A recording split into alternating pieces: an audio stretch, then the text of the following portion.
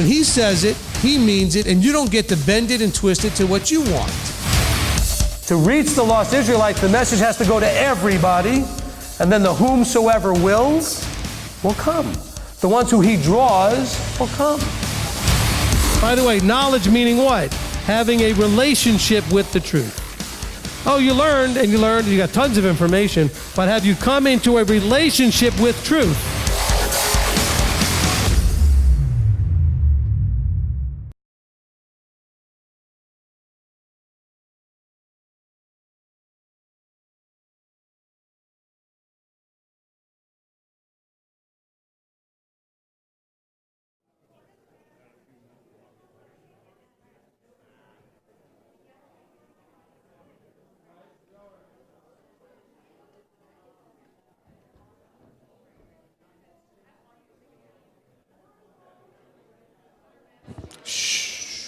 Is this thing on?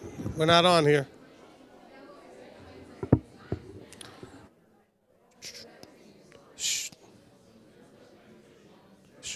There we go. All right.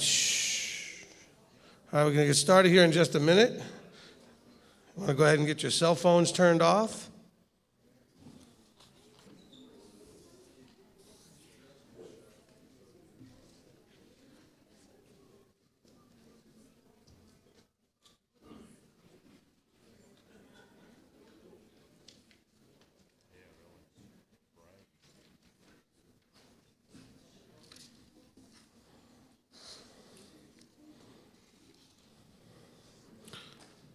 Okay, let me know when we're on. We're on. Okay, well, there you go. Everybody online is going, well, you're on. We hear you. Awesome. All right, Boker Tov. The room is getting smaller. Actually, the room's the same size. The amount of people in it is getting smaller. You guys are not used to all of this activity and socializing and everything and getting up in the morning and having to be in here. That's okay. All right, here we go. We're going to get started. I want to remind everyone a few things real quickly before we get started. Forgot I needed my schedule to go through this. We're going to do this a couple of times as people will be straggling in here, which is fine. Okay, first and foremost, let's make sure we get our cell phones off. Secondly, remember there was a schedule change as far as when we're doing that mikvah. Okay?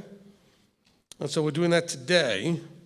So remember, today is the things that were scheduled for the regular schedule of the Pidyon HaBen, but then the changing of the afternoon second event, which would be now the foot washing and mikvah. All right, so just want to remind us how we're going to do this. So after lunch, okay, after lunch, and again, I'm going to have to remind everybody how this all works, so we'll do this more than once. Okay, after lunch is supposed to end at about 1:30. They really only put the food out for about 45 minutes, so it really should end about 1:30.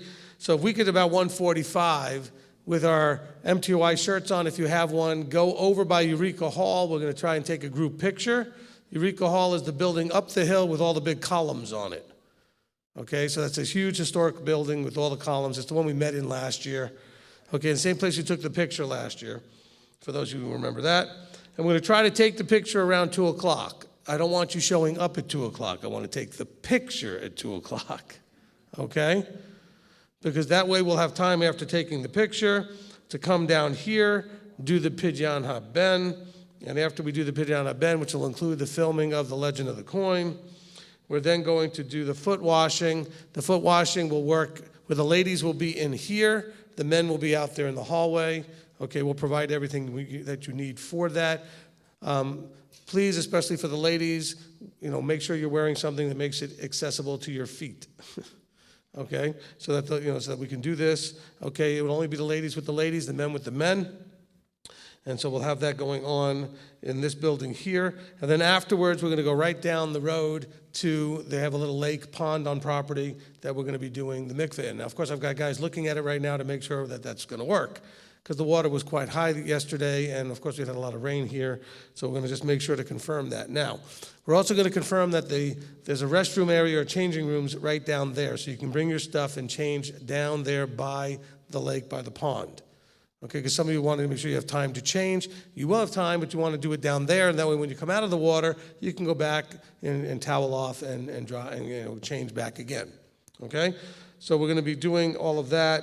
The timing is going to be a little tricky. So when we leave the Pidyon HaBen, so everybody should be here, we're going to then go right into, without leaving the building, the foot washing, and then right from here, we're going to leave to go down to, to the mikveh time. Okay? And all of that should be done right before supper, and we should be all good with that. Now, the weather will be nice. The water will be cold. Just telling you, okay? The weather will be nice. The water will be cold. For those of you who would prefer nice weather and warm water, you can come to Beth Shalom in July for our picnic and mikveh, our picnic or our miknick or whatever you want to call it, okay?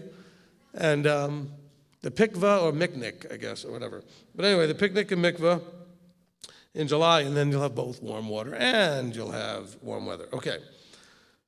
So I just want to make sure that was clear on the schedule changes. All other changes, all the rest of the schedule, as far as I can tell, is going to stay the way it's been, so you should be just fine on the schedule.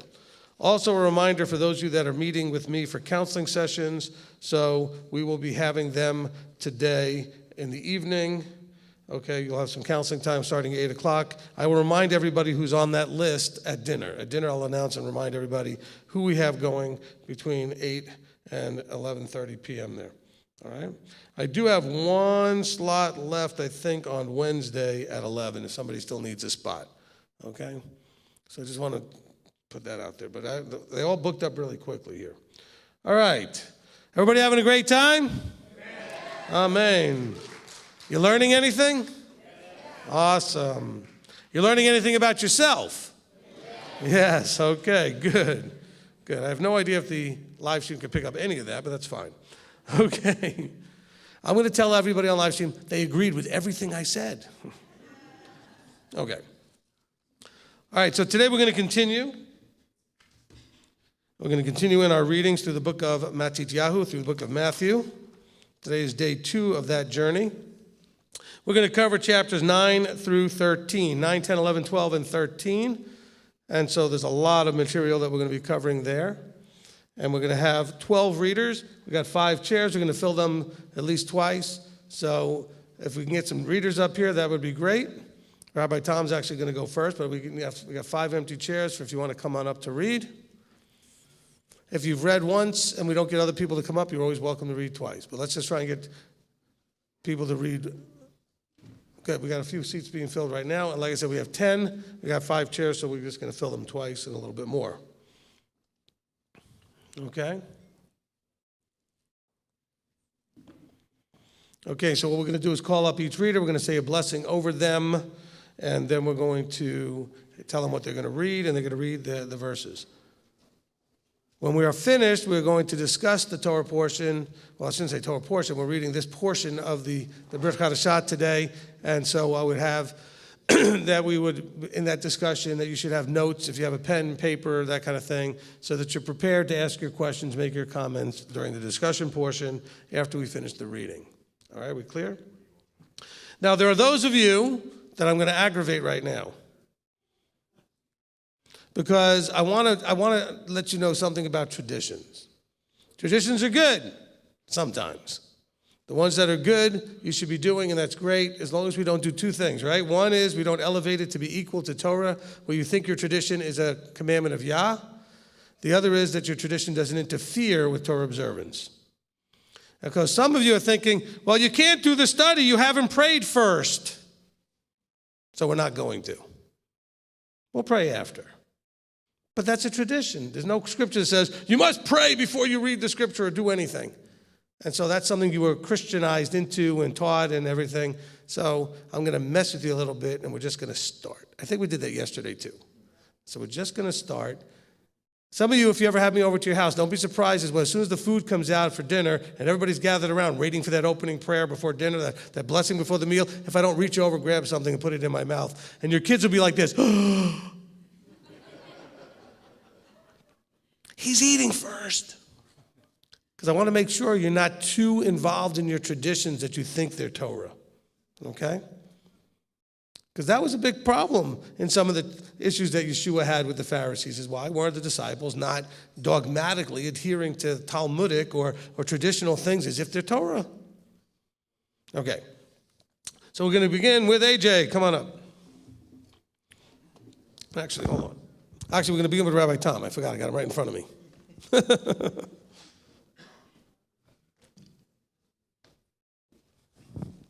1-17. Okay. He who blessed our fathers, Abraham, Isaac, and Jacob, may he bless Rabbi Tom, who's come up to honor Yahweh in the Torah. May the set apart one bless him and his family and send blessing and prosperity on all the works of his hands. Amen. All right, so we're going into chapter 9, and Rabbi Tom's going to read the first 17 verses.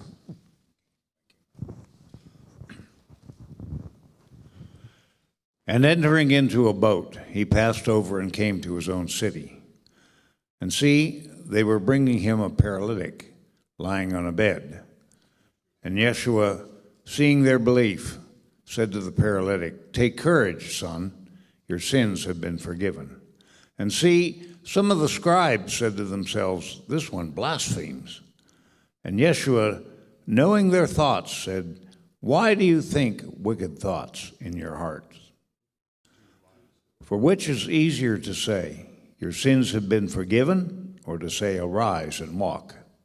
But in order for you to know that the Son of Adam possesses authority on earth to forgive sins." He then said to the paralytic, "Rise, take up your bed, and go to your house." And he rose and went to his house. And when the crowd saw it, they marveled and praised Elohim, who had given such authority to men. And as Yeshua passed on from there, he saw a man called Mattatyahu sitting at the tax office, and he said to him, "Follow me." And he rose and followed him. And it came to be, as Yeshua sat at the table in the house, that see, many tax collectors and sinners came and sat down with him and his taught ones. And when the Pharisees saw it, they said to his taught ones, "Why does your teacher eat with tax collectors and sinners?" And Yeshua, hearing this, said to them, "Those who are strong have no need of a physician, but those who are sick. But go and learn what this means. I desire compassion and not offering, for I did not come to call the righteous to repentance, but sinners." Then the taught ones of Yochanan came to him, saying, "Why do we and the Pharisees fast often, but your taught ones do not fast?" And Yeshua said to them, "Are the friends of the bridegroom able to mourn as long as the bridegroom is with them? But the day shall come when the bridegroom is taken away from them, and then they shall fast. And no one puts a piece of unshrunken cloth on an old garment, for the patch pulls away from the garment, and the tear is made worse. Neither do they put new wine into old wineskins, else the wineskins burst, and the wine is spilled, and the wineskins are ruined. But they put new wine into fresh wineskins, and both are preserved." Amen. Amen. Okay, thank you, Rabbi Tom. All right, AJ.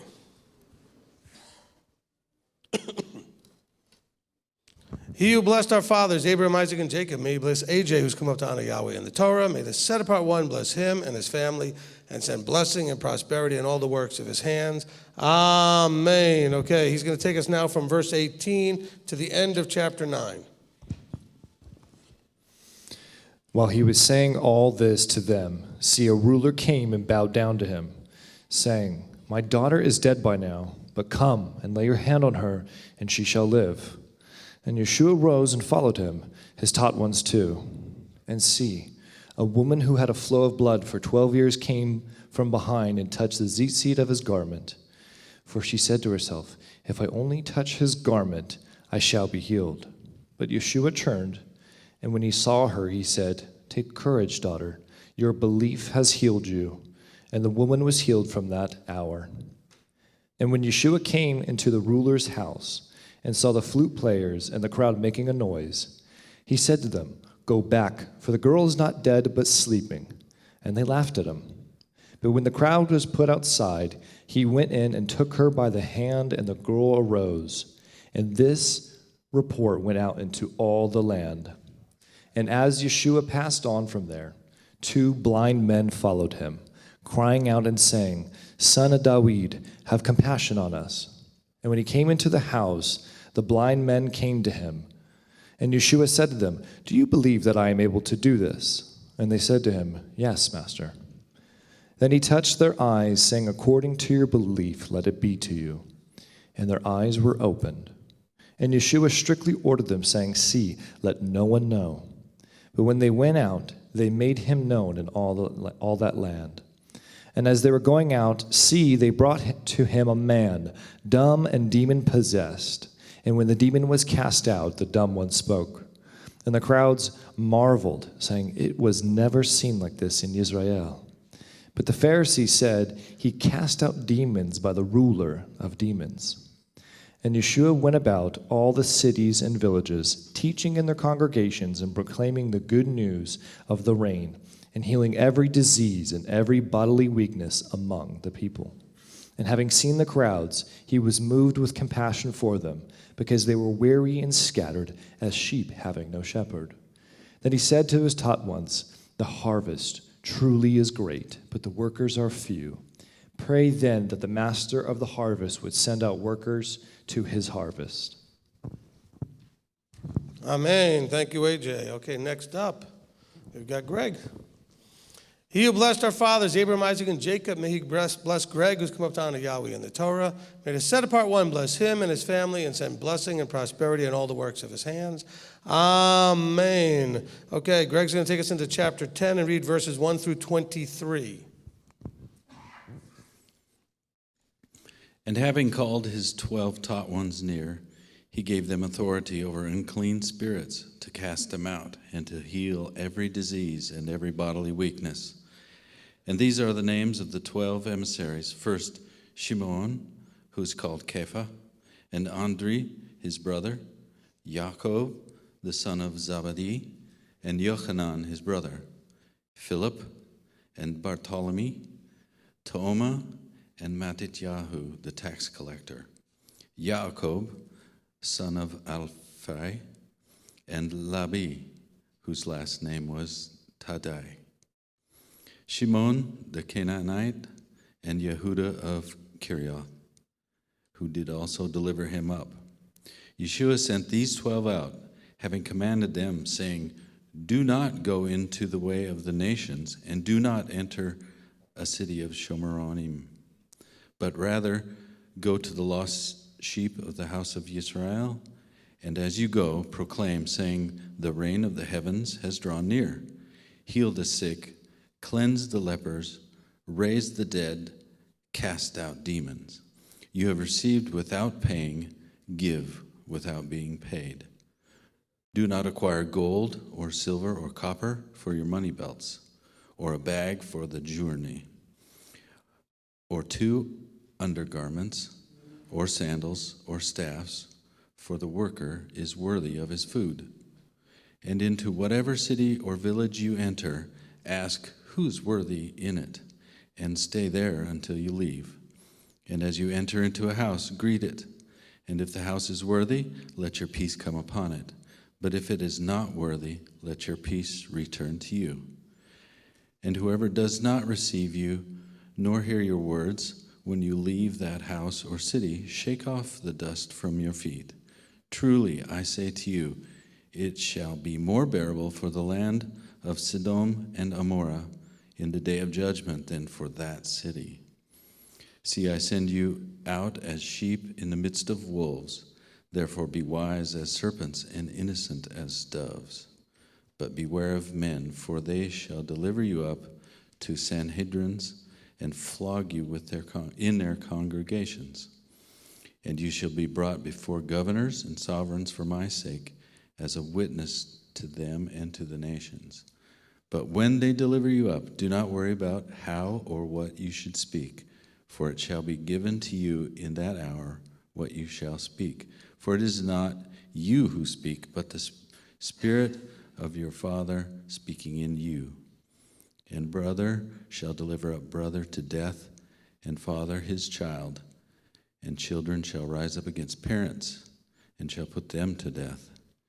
And you shall be hated by all for my name's sake. But he who shall have endured to the end shall be saved. And when they persecute you in this city, flee to another. For truly I say to you, you shall by no means have gone through the cities of Israel before the Son of Adam comes. Amen. Amen. All right, George. He who blessed our fathers, Abraham, Isaac, and Jacob, may he bless George who's come up down to Yahweh in the Torah. May the set apart one bless him and his family and send blessing and prosperity in all the works of his hands. Amen. Okay, George is going to take us from verse 24 to the end of the chapter. A taught one is not above his teacher, nor a servant above his master. It is enough for the taught one to become like his teacher, and a servant like his master. If they have called the master of the house of Beelzebub, how much more those of his household? Therefore, do not fear them. For whatever is covered shall be revealed, and whatever is hidden shall be made known. What I say to you in the dark, speak in the light, and what you hear in the ear, proclaim on the housetops. And do not fear those who kill the body but are unable to kill the being, but rather fear him who is able to destroy both being and body in Gehenna. Are not 2 sparrows sold for a copper coin, and not one of them falls to the ground without your Father? And even the hairs of your head are all numbered. So do not fear, you are worth more than many sparrows. Everyone, therefore, who shall confess me before men, him I shall also confess before my Father who is in the heavens. But whoever shall deny me before men, him I shall also deny before my Father who is in the heavens. Do not think that I have come to bring peace on earth. I did not come to bring peace, but a sword. For I have come to bring division, a man against his father, a daughter against her mother, and a daughter-in-law against her mother-in-law. And a man's enemies are those of his own household. He who loves father or mother more than me is not worthy of me. And he who loves son or daughter more than me is not worthy of me. And he who does not take up his stake and follow after me is not worthy of me. He who has found his life shall lose it, and he who has lost his life for my sake shall find it. He who receives you receives me, and he who receives me receives him who sent me. He who receives a prophet in the name of a prophet shall receive a prophet's reward. And he who receives a righteous one in the name of a righteous one shall receive a righteous one's reward. And whoever gives one of these little ones a cup of cold water only in the name of a taught one, truly I say to you, he shall by no means lose his reward. Amen, amen. We got all these guys with these deep voices, so I'm going to have to try and drop down here a little bit. All right. Amy. He who blessed our fathers, Abraham, Isaac, and Jacob, may he bless Amy, who's come up down to Yahweh in the Torah. May the set apart one bless her and her family and send blessing and prosperity in all the works of her hands. Amen. Okay, Amy's going to take us now to chapter 11 and read verses 1 through 15. And it came to be, when Yeshua ended instructing his 12 taught ones, that he set out from there to teach and to proclaim in their cities. And when Yochanan had heard in the prison of the works of Messiah, he sent 2 of his taught ones and said to him, Are you the coming one, or do we look for another? And Yeshua answering said to them, Go, report to Yochanan what you hear and see. Blind receive sight, and lame walk, lepers are cleansed, and deaf hear, dead are raised up, and poor are brought the good news. And blessed is he who does not stumble in me. And as these were going, Yeshua began to say to the crowds concerning Yochanan, What did you go out in the wilderness to see? A reed shaken by the wind? But what did you go out to see? A man dressed in soft garments? Look, those wearing soft garments are in the houses of sovereigns. But what did you go out to see? A prophet? Yes, I say to you, and more than a prophet. For this is he of whom it was written, See, I send my messenger before your face, who shall prepare your way before you.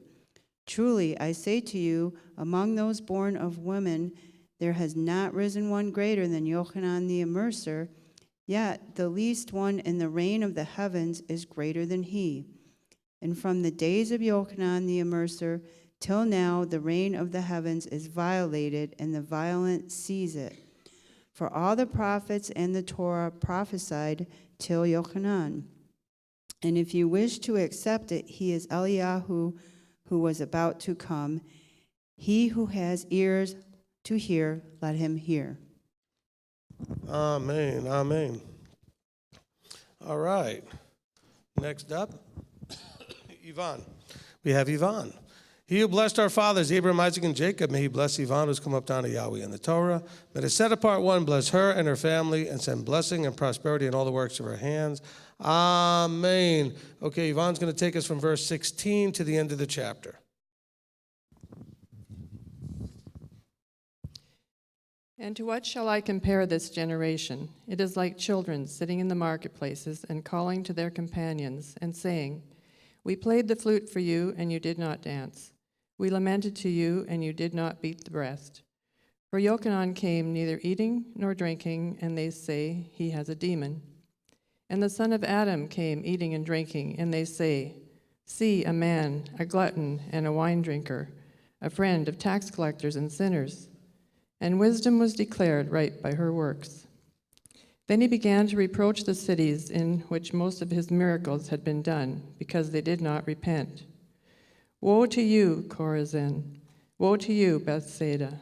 Because if the miracles which were done in you had been done in Seor or Sidon, they would have repented long ago in sackcloth and ashes.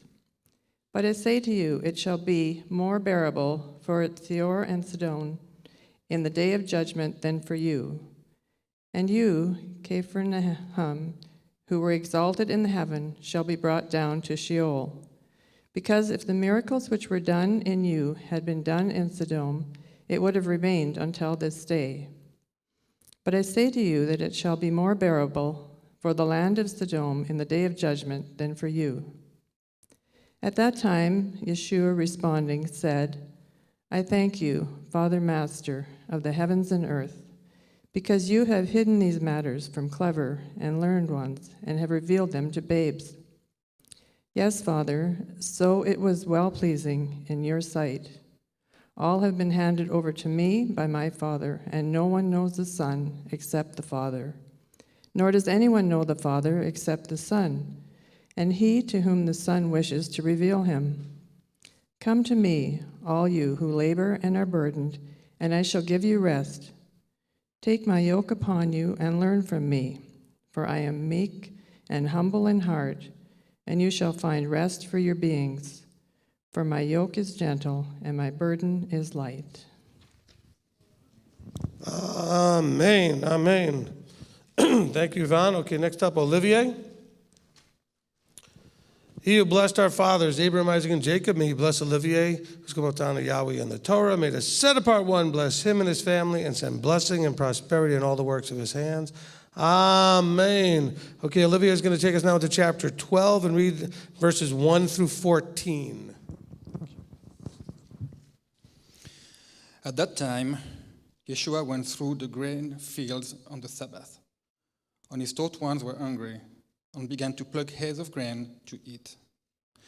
And when the Pharisees saw it, they said to him, "Look, your taught ones are doing what is not right to do on the Sabbath." But he said to them, "Have you not read what David did when he was hungry? He and those who were with him. How he went into the house of Elohim and ate the showbread, which was not right for him to eat, not for those who were with him, but only for the priest? Or did you not read in the Torah that on the Sabbath the priest in the set-apart place profane the Sabbath and are blameless?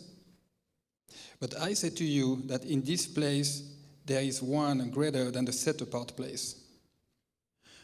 And if you had known what this means, I desire compassion and not offering, you will not have condemned the blameless. For the Son of Adam is master of the Sabbath." And having left there, he went into their congregation. And see, there was a man having a withered hand. And they asked him, saying, "Is it right to heal on the Sabbath?" So as to accuse him. And he said to them, "What man is there among you who has one sheep, and if it falls into a pit on the Sabbath, shall not take hold of it and lift it out? How much more worse is a man than a sheep? So it is right to do good on the Sabbath." Then he said to the man, "Stretch out your hand." And he stretched it out, and it was restored, as healthy as the other. But the Pharisees went out and took counsel against him, so as to destroy him. Amen. Thank you, Olivier. Okay, next up, Zach. All right, he who blessed our fathers, Abraham, Isaac, and Jacob, may he bless Zach, who's come up down to Yahweh in the Torah. May the set-apart one bless him and his family and send blessing and prosperity in all the works of his hands. Amen. Okay, Zach's going to take us from verse 15 to 34. But Yeshua, knowing it, withdrew from there. And large crowds followed him, and he healed them all, and warned them not to make him known, in order that what was spoken by Yeshayahu the prophet might be filled, saying, "See my servant whom I have chosen, my beloved in whom my being did delight. I shall put my spirit upon him, and he shall declare right ruling to the nations. He shall not strive nor cry out, nor shall anyone hear his voice in the streets. A crushed reed he shall not break, and smoking flax he shall not quench, till he brings forth right ruling forever, and the nations shall trust in his name." Then they brought to him one who was demon-possessed, blind and dumb, and he healed him, so that the blind and dumb man both spoke and saw. And all the crowds were amazed, and said, "Is this the son of David?" But when the Pharisees heard it, they said, "This one does not cast out demons except by Beelzebul, the ruler of the demons." And Yeshua knew their thoughts, and said to them, "Every reign divided against itself is laid waste, and every city or house divided against itself shall not stand. And if Satan casts out Satan, he's divided against himself. How then does his reign stand? And if I, by Beelzebul, do cast out demons, by whom do your sons cast them out? Because if of this they shall be your judges.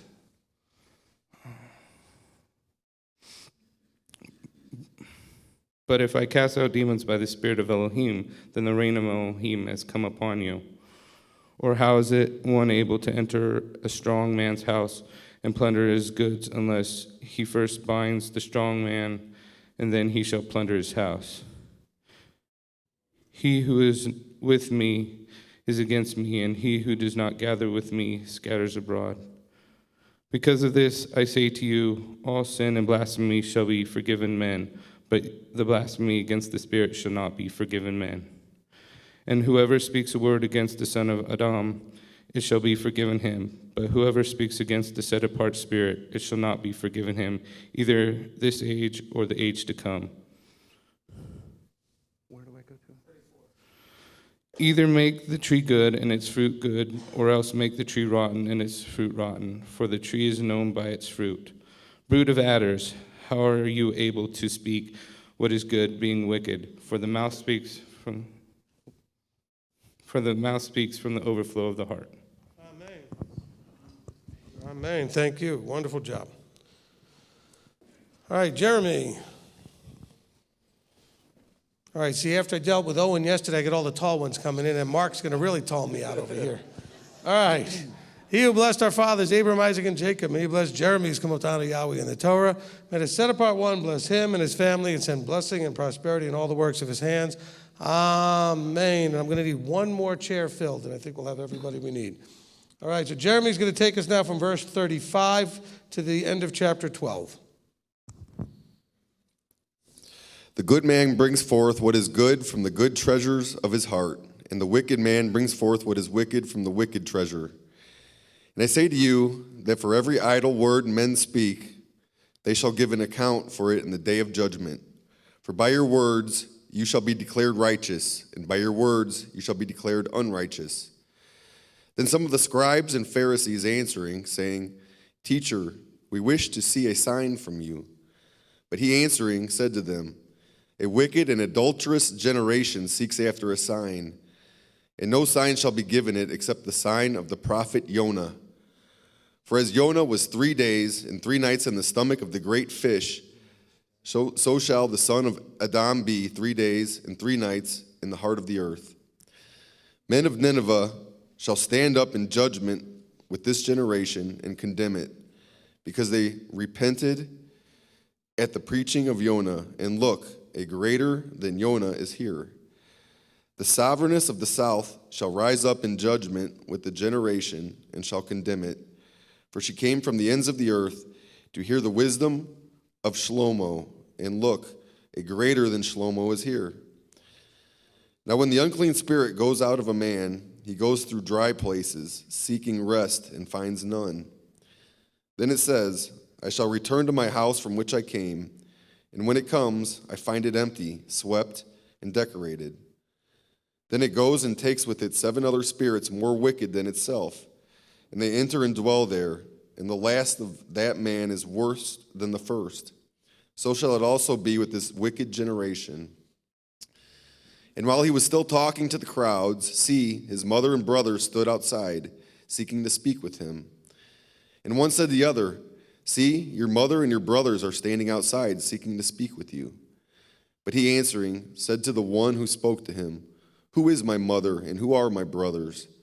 And having stretched out his hand toward his taught ones, he said, See my mother and my brothers?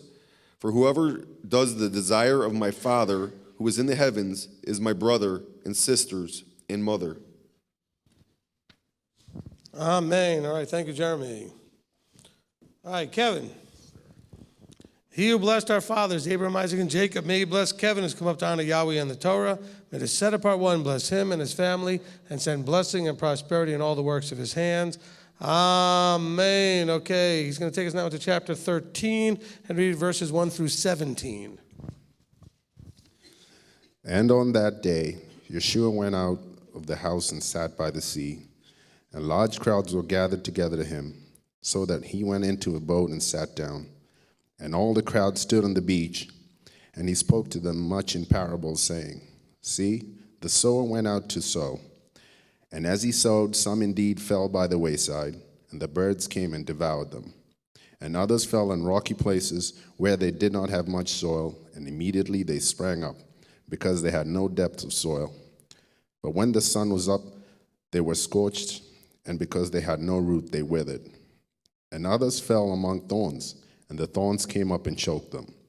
And others fell on good soil and yielded a crop, some 100-fold, some 60, some 30. He who has ears to hear, let him hear. And the taught ones came and said to him, Why do you speak to them in parables? And he, answering, said to them, Because it has been given to you to know the secrets of the reign of the heavens, but to them it has not been given. For whoever possesses, to him more shall be given, and he shall have overflowingly. But whoever does not possess, even what he possesses shall be taken away from him. Because of this I speak to them in parables, because seeing they do not see, and hearing they do not hear, nor do they understand. And in them the prophecy of Yeshayahu is completely filled, which says, Hearing you shall hear, and by no means understand, and seeing you shall see, and by no means perceive.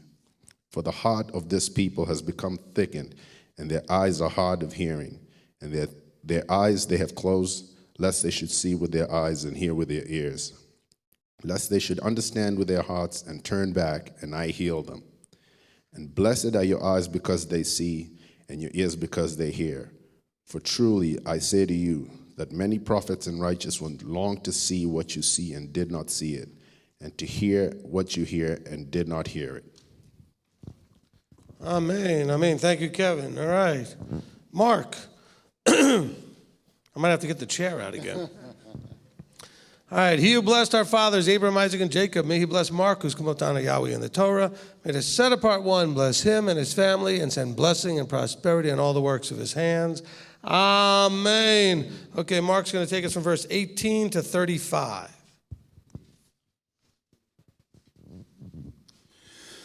You then hear the parable of the sower. When anyone hears the word of the rain and does not understand it, then the wicked one comes and snatches away what was sown in his heart. This is that which was sown by the wayside. And that sown on rocky places, this is he who hears the word and immediately receives it with joy, yet he has no root in himself, but is short-lived. And when pressure or persecution arises because of the word, immediately he stumbles. And that sown among the thorns is he who hears the word, and the worry of the age and the deceit of riches choke the word, and it becomes fruitless. And that sown on the good soil is he who hears the word and understands it, who indeed bears fruit and yields, some 100-fold, some 60, some 30. Another parable he put before them, saying, The rain of the heavens has become like a man who sowed good seed in his field. But while men slept, his enemy came and sowed darnel among the wheat and went away. And when the blade sprouted and bore fruit, then the darnel also appeared. And the servants of the master of the house came and said to him, Master, did you not sow good seed in your field? From where then does it have the darnel? And he said to them, A man, an enemy, did this. And the servants said to him, Do you wish then that we go and gather them up? But he said, No, lest while you gather up the darnel, you also uproot the wheat with them. Let both grow together until the harvest. And at the time of the harvest I shall say to the reapers, First gather the darnel and bind them in bundles to burn them, but gather the wheat into my granary. Another parable he put before them, saying, The rain of the heavens is like a mustard seed which a man took and sowed in his field, which indeed is less than all the seeds, but when it is grown, it is greater than the plants and becomes a tree, so that the birds of the heaven come and dwell in its branches. Another parable he spoke to them. The rain of the heavens is like leaven, which a woman took and hid in 3 measures of meal until all was leavened. Yeshua said all this to the crowds in parables, and he did not speak to them without a parable, so that what was spoken by the prophet might be filled, saying, I shall open my mouth in parables. I shall pour forth what has been hidden from the foundation of the world. Amen. All right, thank you, Mark. All right. Our last reader is going to be Jonathan. Jonathan, come on up here. And thank you for being shorter. Maybe that's not always appreciated, but it was today. And I'm appreciating it because my neck was starting to hurt a little bit with all of that tallness going on. Okay. He who blessed our fathers, Abraham, Isaac, and Jacob, may he bless Jonathan, who's come up down to Yahweh in the Torah. May the set apart one bless him and his family and send blessing and prosperity in all the works of his hands. Amen. Okay, Jonathan's going to wrap this up by going from verse 36 to the end of chapter 13.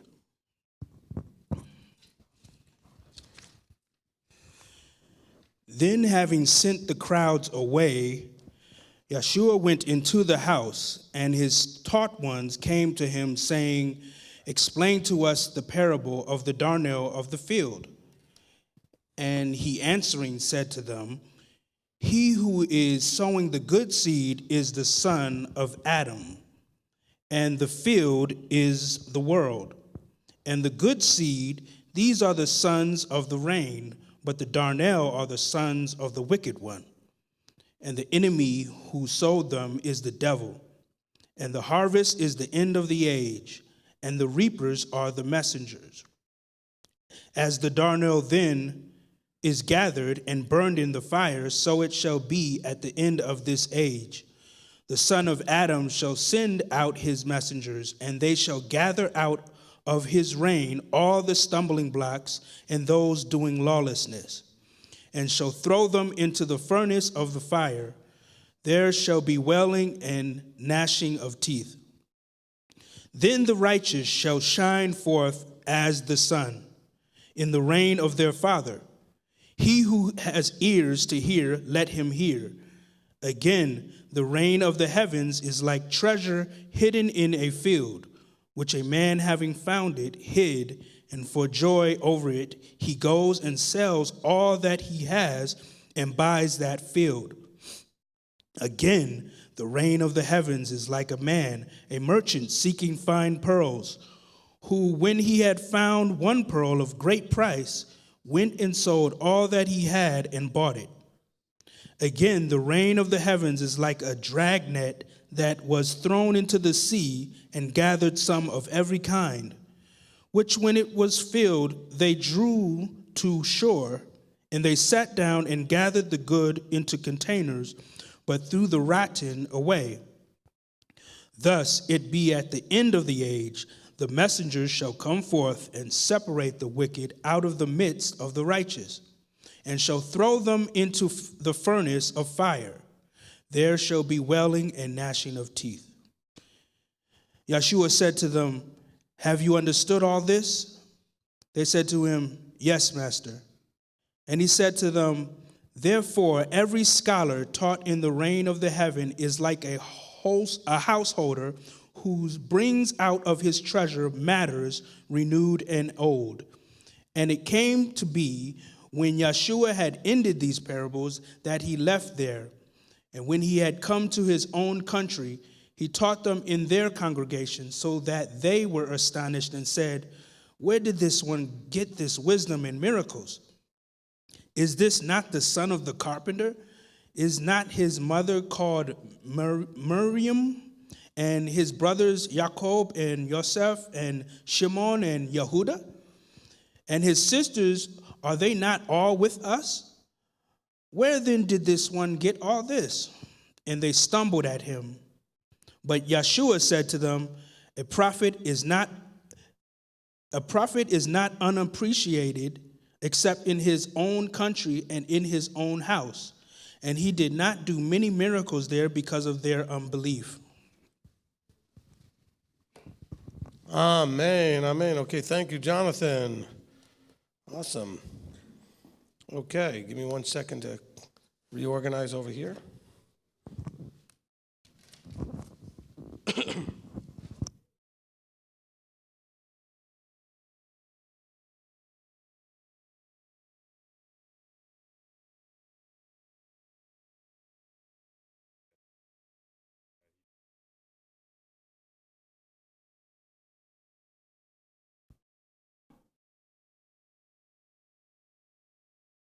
Amen. Okay.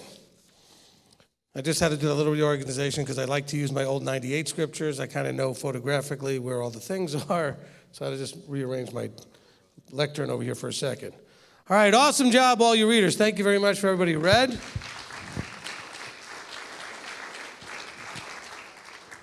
I'm going to get this stand back, I think.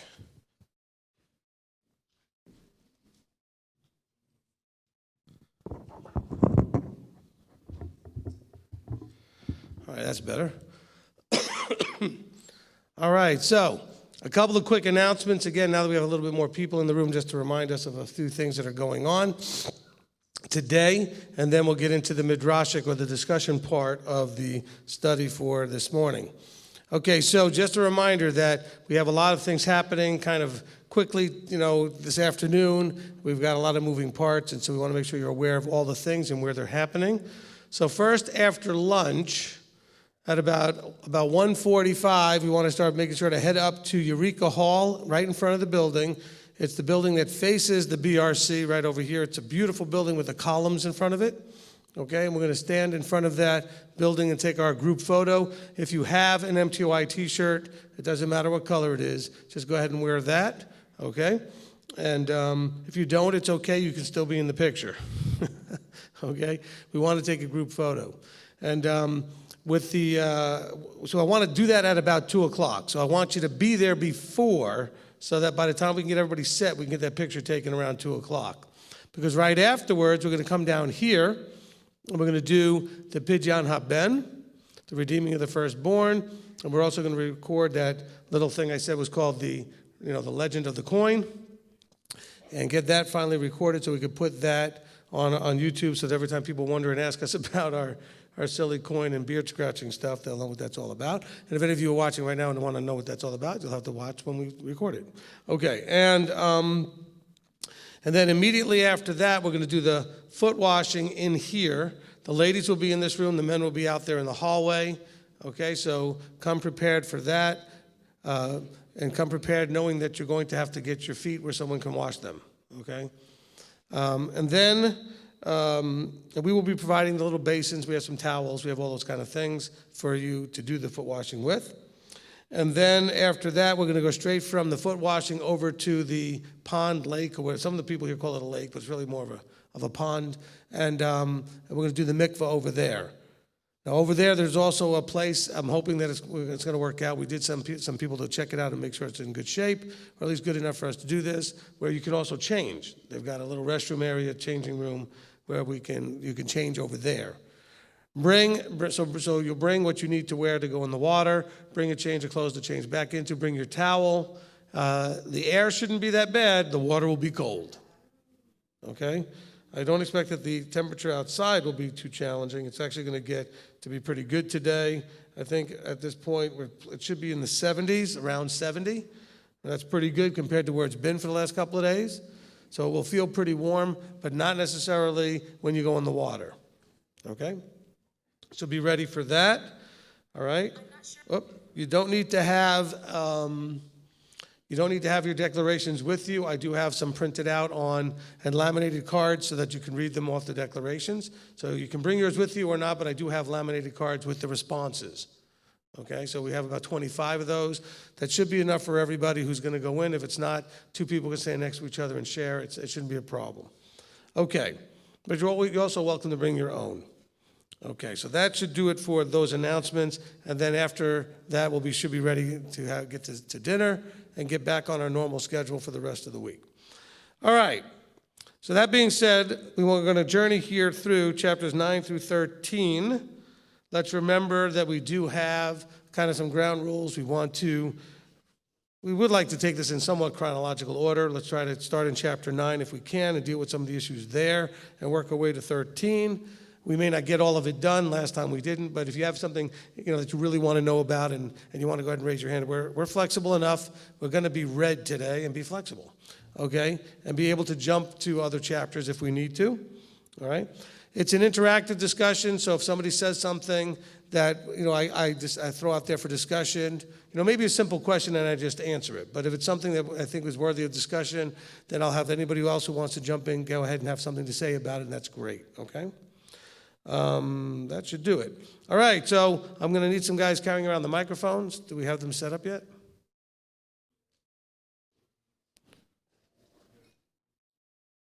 Okay, Kurt.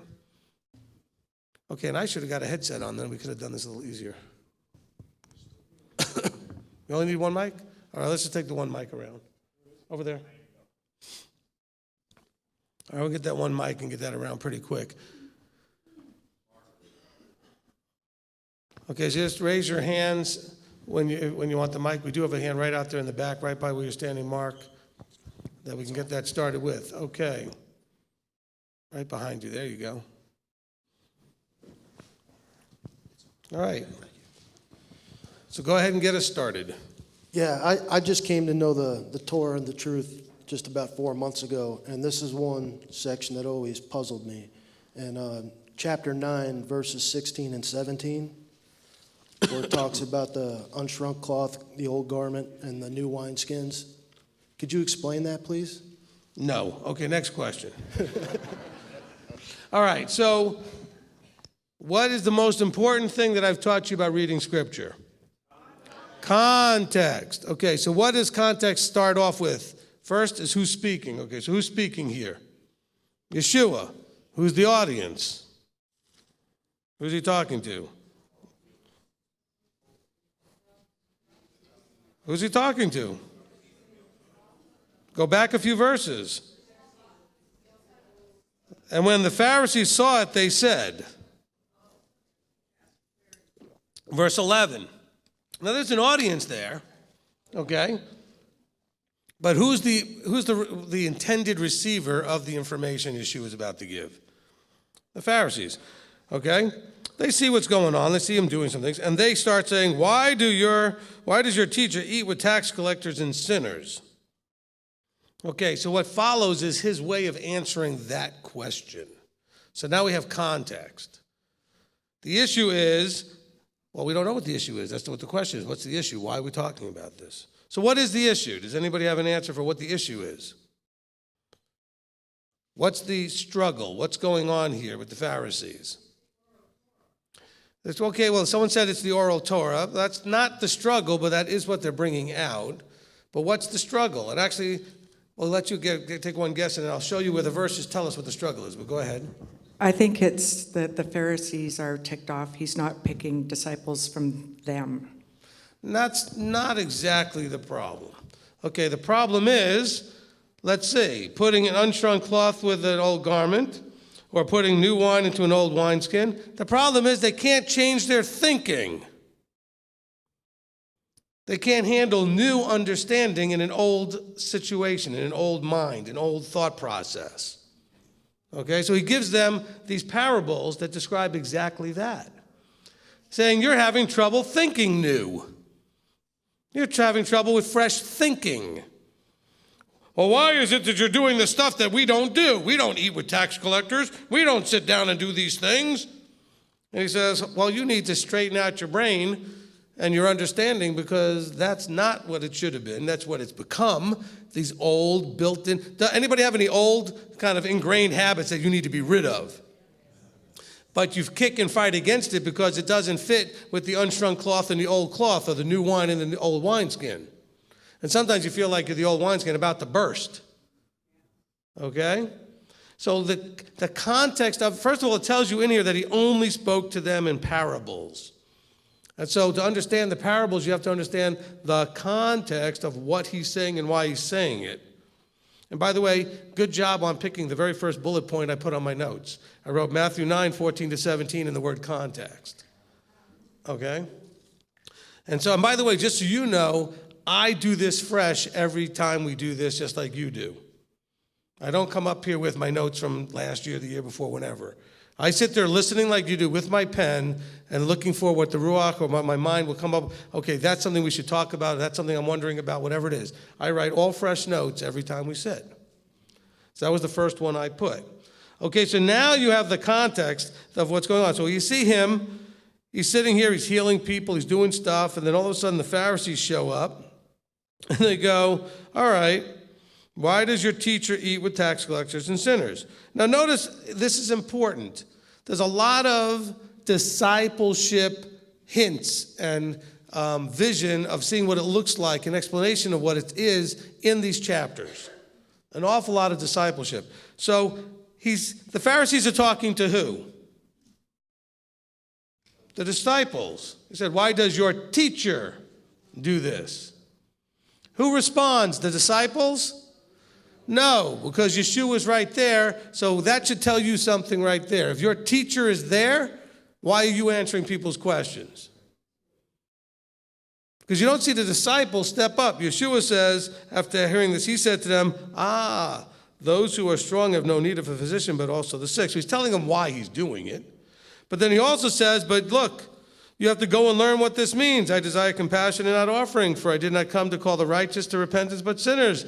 Then the taught ones of Yochanan came to him saying, why do we have the Pharisees and fast offers? So now this is all presenting questions, and now the Yochanan's disciples are asking questions, and he realizes there's a problem of old thinking not allowing new thinking. We're not talking old covenant, new covenant. We're talking a thinking process. People have gotten into this rut of thinking habitually a wrong way, an old way. And he's saying you need to have a refreshing washing of your brain out. You have to receive new information. And maybe that new information, by the way, as he talks about often, is the stuff of old. It's that time between the of old and now that you've gotten into this old, this kind of bad thinking, this habitual thinking. And so he's saying, look, he says, why do they fast all the time and yours don't? He said, well, you guys aren't ready to receive what's going on. You don't see what's happening. I'm the bridegroom. You haven't recognized and received. You're still functioning in this thought process that has been going on for a very long time, generationally. And so then we get to him saying, okay, I need to kind of give you a picture of this.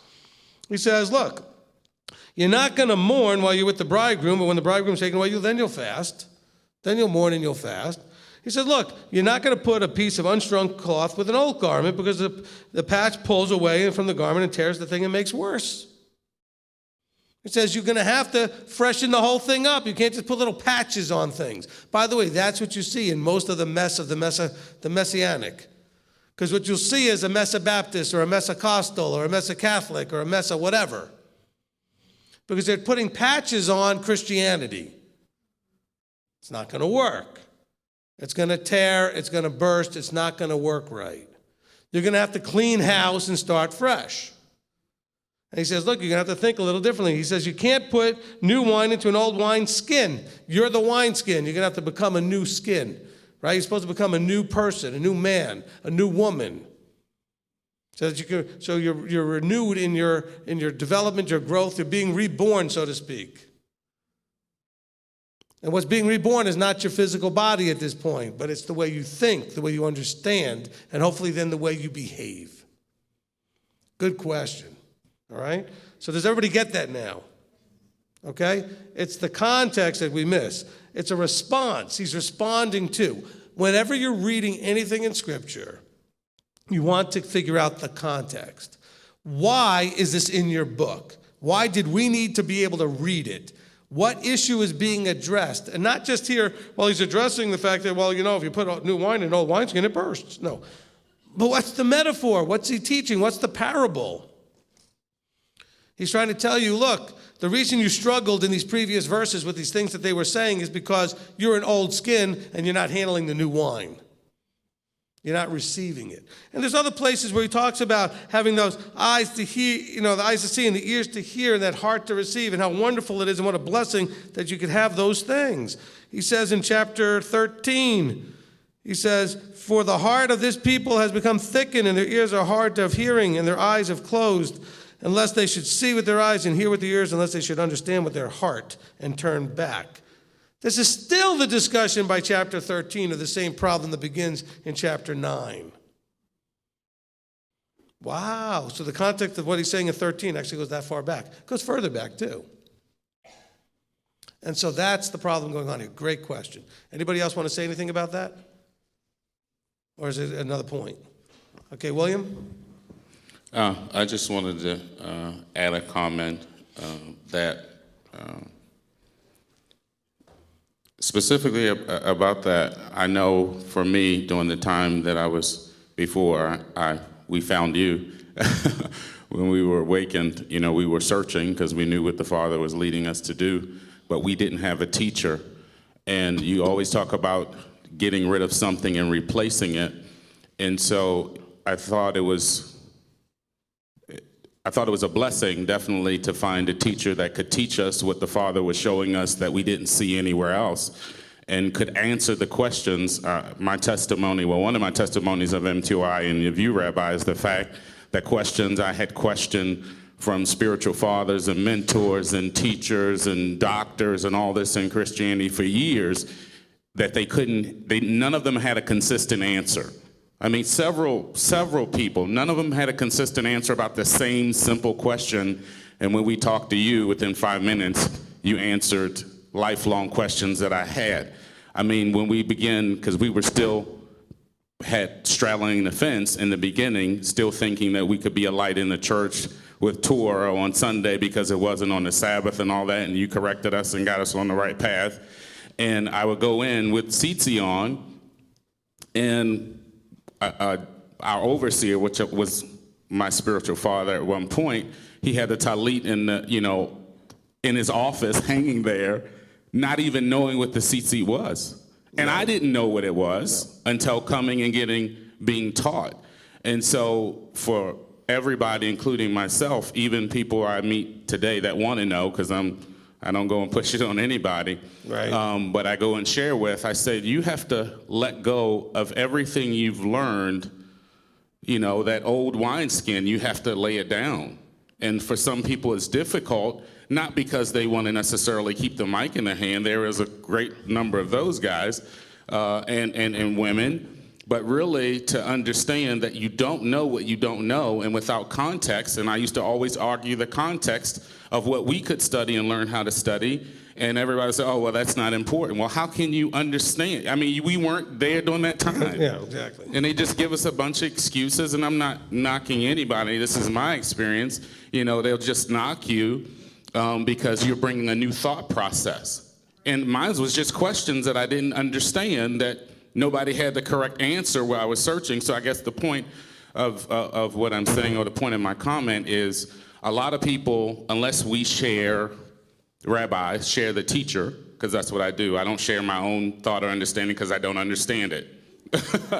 I understand it when he teaches it, but I don't understand it, so I don't go out there, and try to share it from my own understanding. But I share Rabbi's teaching, and I tell my wife to do the same thing. Never put, don't even quote a scripture on Facebook, because some of us love to do that. I hate Facebook for that reason. I said, don't do it, because even then, you're not getting the right share rabbis. I don't mind if you share rabbi on YouTube. Share all day.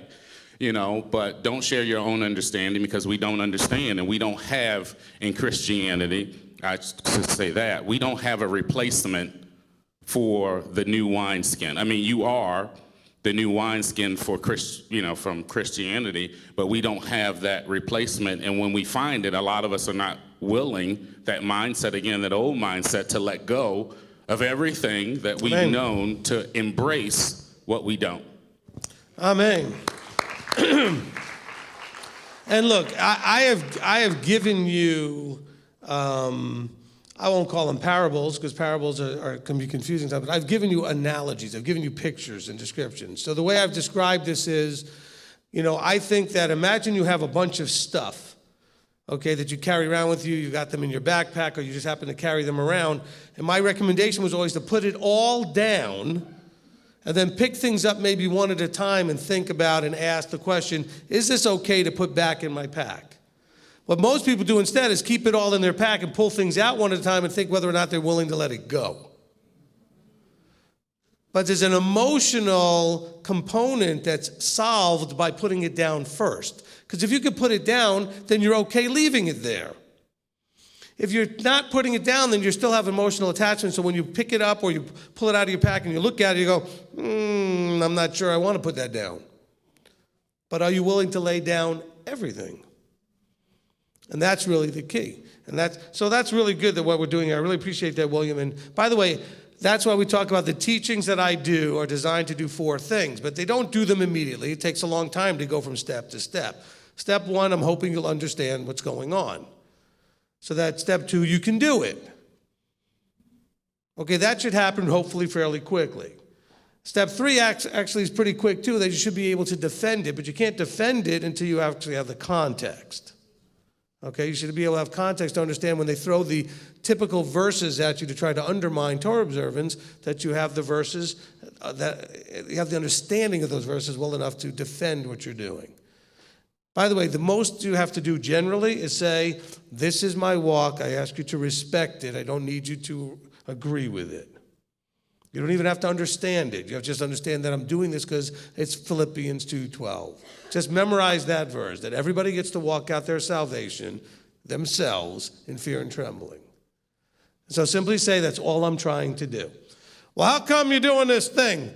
I'm trying to do Philippians 2:12. If you want to understand why I'm doing these particular things, here's a couple of teachings you can go listen to.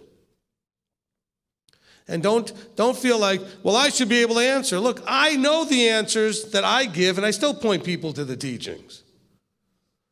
So don't feel like it's like some sort of easy way out to point to the teaching. It's the safer way out if you're really not sure what you're doing, which is what William said. He said, look, I don't know what I don't know yet. I'm not going to give people answers. Now, at some point, we get to level 4 of understanding the teachings, which is where you can teach it, where you can share it. But that takes a long time so that you know that you're not giving a filtered version of it, that it actually matches up. That's even going on here in, in chapter 10, when it talks about, in verse 24, a taught one is not above his teacher. Okay, so be careful that you don't disrespect that vertical relationship. He says, nor is a servant above his master. It is enough for the taught one to become like the teacher, and the servant like his master. That's the whole perfect description right there of discipleship. That is Yeshua and the Father right there. Okay? And that's what Yeshua taught his disciples, that they go and teach people to be in that manner. You get the same thing also here in, chapter 11.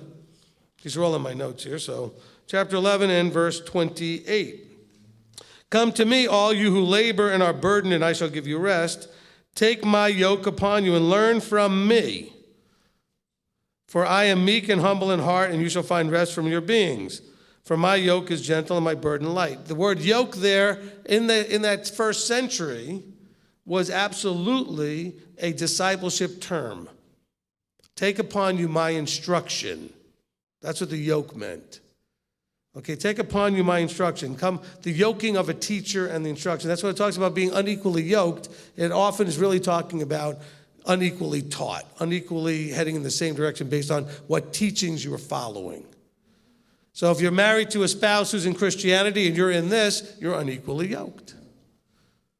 Now, I'm not telling you that means you need to get unyoked. It just means that you have to recognize that's where a lot of the challenges come from, because you're listening to and following different teaching, different instruction.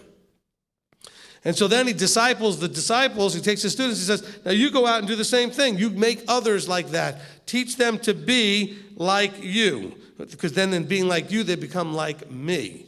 So there's kind of the whole kind of cycle that it goes through. Does that make sense to everyone? Okay? All right.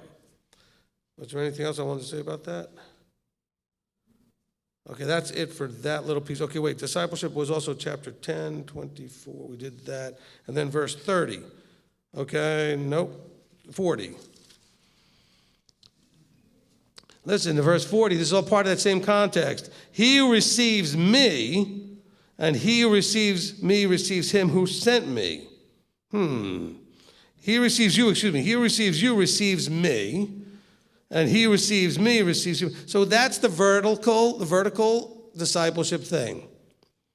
If you receive the one who he sent, it's like you're receiving him. And if you're receiving him, you're receiving the Father who sent him. And that chain goes down the chain.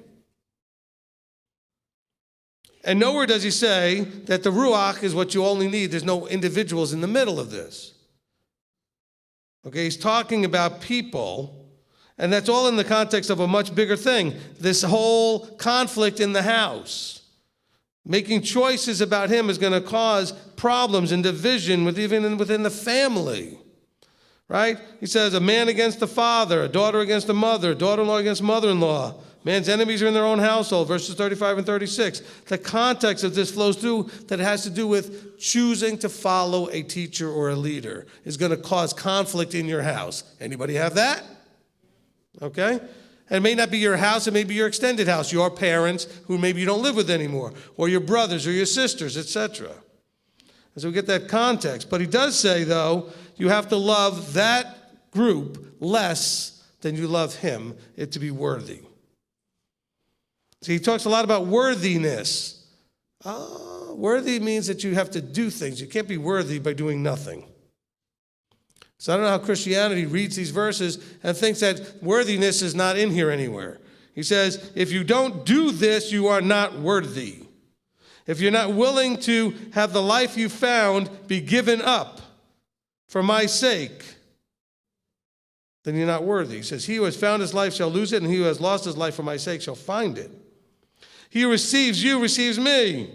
Then he goes on and says more and more of these type of things, but you have to be willing to take up your stake, follow after me to be worthy. You got to suffer as I've suffered. Because some of you think, oh, you still got that mindset from Christianity where they told you, oh, just do these things and it's all going to be, I'm walking in favor. You know, you're going to have gold dust floating in the air into your hands and diamonds popping out of your belly button. And every relationship's going to be healed perfect. You know, checks and cash will show up in your mailbox. He says, no, no, no. If they persecuted me, they're going to persecute you. You signed up for this. Did you read the small print? There isn't any small print. It's all the same size. The good stuff and the bad, it's all in there. He didn't put it in small print. But are you willing to go through all of that? Because he says, if you receive, he receives you. Who's he talking to here? What's the context here? He says in chapter 1 of verse 10, and having called his 12 taught ones near. He's talking to his 12 taught ones. Now, there's other things going on and other things happening, but he wants them to be near to understand what's going on. If they receive you, they receive me. If they receive me, they receive the Father who sent me. That's really cool stuff. Okay, next. Who's next? Okay, Rabbi Tom. Thank you. In 9:27, Yeshua encounters two blind men, and they asked him if he would heal them. And so in verse 29 it says, then he touched their eyes, saying, according to your belief, let it be to you. And their eyes were opened. And Yeshua strictly ordered them, saying, see, let no one know. But when they went out, they made him known in all the land. And now my question is something that's always, I've always pondered. Was this just an act of joy and exuberance, or? Yeah, no, I don't think there was any rebellion here. Right. I mean, they were so excited they had to say, you got to get to see this guy. You can't believe I healed me. I can see now, okay? I think the reason that verse is in there to say, look, he didn't do it, follow the context, he didn't do this to become famous. Right. That's the only reason that sentence is in there, in my opinion. Not because it was an order. Don't tell anybody, it's a secret. Just like, I'm not doing this to become famous. I'm not doing this for accolades. I'm doing it to be compassionate, to be merciful. Thank you. You're welcome. Okay? I want to go back to context for a second because chapter 9 has something in there that I want to talk about, which is the seat is mentioned there. When you talk to people about your seat, if they do want to talk about it, most people don't, they'll be curious what the strings are on your garment, and they'll just be wanting to know what it is. By the way, when people talk to you, please understand the difference between curiosity and interest. Okay? Because just because they ask a question doesn't mean they're interested. It means they might just be curious. And then you vomit everything you know on them thinking, oh, wow, they're excited, they're interested, but they're not. Okay? I've had a few people in my life, not too many, believe it or not, ask me about the seat. And when I say, well, you know in the Bible where it talks about, they're already, their eyes glaze over and they're walking away. Okay? They're thinking, how long can I quickly get out of this conversation? Hopefully the answer is quick. Pay attention to their body language. Answer the question straightforward, and then be quiet. If they're interested, you'll know based on how many more questions they ask. Now, they may be just very curious people and ask you a lot of questions. But be careful to think that they're interested when they may just be curious. So just keep answering questions. Don't give them more than they ask for. Now, I always mention in the seat, I used to actually have a card we used to put in the little Ziploc bag with the seat when we would make them and sell them. And the card had on it the verse in Numbers 15, but also the verse here in Matthew. So that they connect the old and the new together to see the seat being brought out in the discussion. So you should know Matthew 9:19. That's going to be important that you understand as you get on 9:20, as it gets to that point. So you can bring that up to people. Now, the woman with this issue, by the way, is not laying on the ground being stepped on. Okay, he was probably wearing a katan gadol, a talit gadol, something on the outer garment, with like a mantle, like with Eliyahu, like Elijah, and the tzitzit would have been around his waist. And she's reaching through people to try to just grab a hold of those tzitzit. They weren't down on the robes he was wearing down near the floor. Okay? So she's trying to reach through. Now, what's the context, though? See, Scripture doesn't generally just throw something in the middle of somewhere, but mostly you would know that because people have always quoted you verses that are just in the middle of somewhere. They don't give you the context because they, as William pointed out, because they don't know the context. So it's really interesting here what he's trying to connect together. A man comes, okay, and he says to him while he was talking about the wineskins and says, my daughter is dead by now, but come and lay your hand on her and she shall live. Verse 18. And Yeshua gets up and follows him and his taught ones too. And as he's starting to follow, this thing happens with the woman and the tzitzit. And so see, the woman with a flow of blood for 12 years came from behind and touched the tzitzit of his garment. And she had said to herself, if only I could touch his garment, I'll be healed. And Yeshua turned, and when he saw her, he said, take courage, daughter, your belief has healed you. And the woman was healed from that hour. And when Yeshua came into the ruler's house, that whole thing is over so quickly. Now he's back to the one with the daughter who was dead. So what are we connecting up here? Well, two things. He's showing you two people in a row that have belief, that have faith in something that they can't and have not seen ever done. She's had this issue of blood her whole life. She can't figure out what to do with it, and he heals that. He says, my daughter should be even dead by now, but I know you can make her alive. That level of belief. By the way, in the verses that Rabbi Tom read, as well as the verses here, you'll notice that he doesn't just go up and wave his magic wand or something and heal anybody. He doesn't just put his hand on his head and go, heal, and knock them down and all that charismatic stuff. Okay? He says, your belief. Some of you have not been healed. It's not the problem with the person praying over you. It's your problem, maybe. Because he said, your belief is what makes you well. And so where is the belief problem? That's what you may be asking yourself. So interestingly enough, I think he's trying to connect for us that there's something about tzitzit, healing, and life and death. Do you catch the context? Because it's sandwiched right in the middle of a life and death thing. Because they could have left that out. He could have just said, okay, guy came to him and he went over there to deal with the guy's daughter. And he says to them, okay, go back, for the girl is not dead, but sleeping. And so here we have this thing that's going on, and we have to say, why is it here? Why is it mentioned? Because not everything that happened is mentioned. There's millions of things that happened in Yeshua's life we don't know about. We only have some of it written out because the inspired writer believed that was important for us to know. The inspired writer might not even understand why it was inspired to stick that little piece right in there.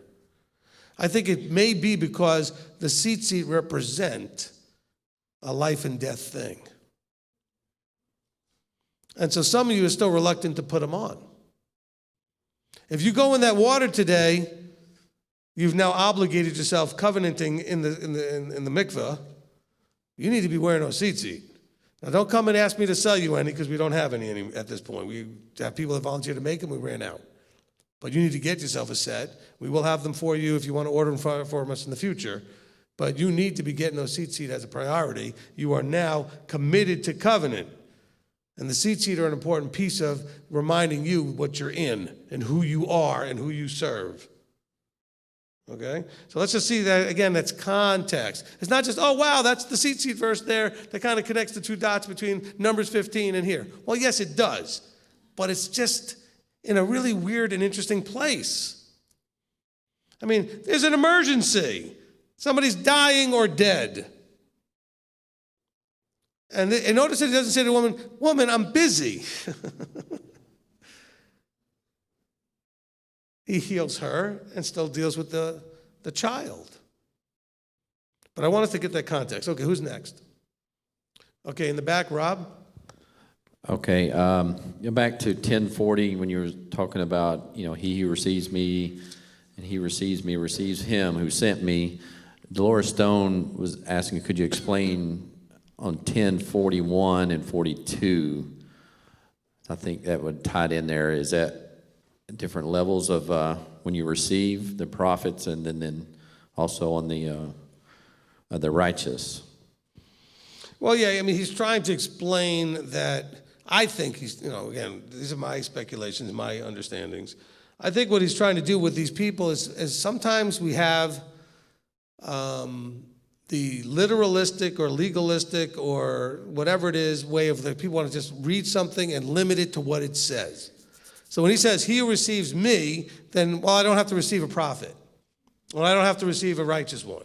I mean, he said only if you receive the ones I send, then you receive me. And he's saying, no, let's extend this out to all those that you could run into within the context of this walk. You may run into a prophet. You may run into a righteous one. And so you may run into a taught one. He says, and whoever gives the little ones a cup of water in the name of a taught one.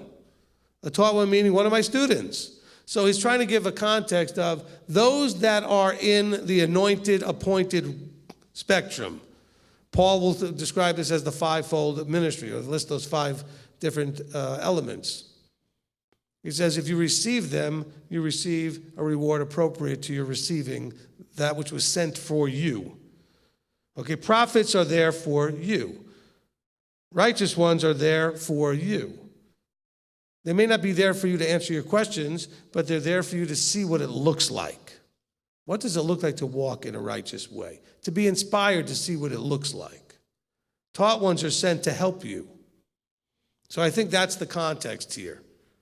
Is that because there are those who will say, well, it didn't say that, so, because some people look at Sabbath keeping and kosher keeping and everything, and they're looking for that literalist so they can figure out where can I kind of get around anything? Where are the loopholes? Where are the edges of this so I can kind of figure it out? Does that make sense? Okay, so that's what I think is going on here. What else you got? Okay, over here, Aubrey. Good morning. I'm asking this question on behalf of someone who would like to remain anonymous. When you're in a family conflict, where do you draw the line in standing up for Torah and Yahweh and walking away? All right. You don't need to stand up for Torah and Yahweh. You need to just walk it and live it, and that's the standing up. In other words, you don't have to vocalize standing up. So what does standing up for Yahweh look like? Okay, let me rephrase that. You have to stand up for Torah and Yahweh, but not with your mouth. How's that? Is that a better way of answering it? You do it by just steadfastly saying, nonetheless, this is what I'm doing. I appreciate you don't agree. I'm sorry you don't agree. I'm not trying to be disrespectful if it's someone who's an elder, like a parent, but I have to walk out Philippians 2:12. This is my salvation. I'm walking out. Okay? So that's really the context, is you have to say, look, you're going to have family conflict. Don't feel you have to convince them of anything, nor does Yahweh need your defense. What you need to do is defend your right to choose how you walk.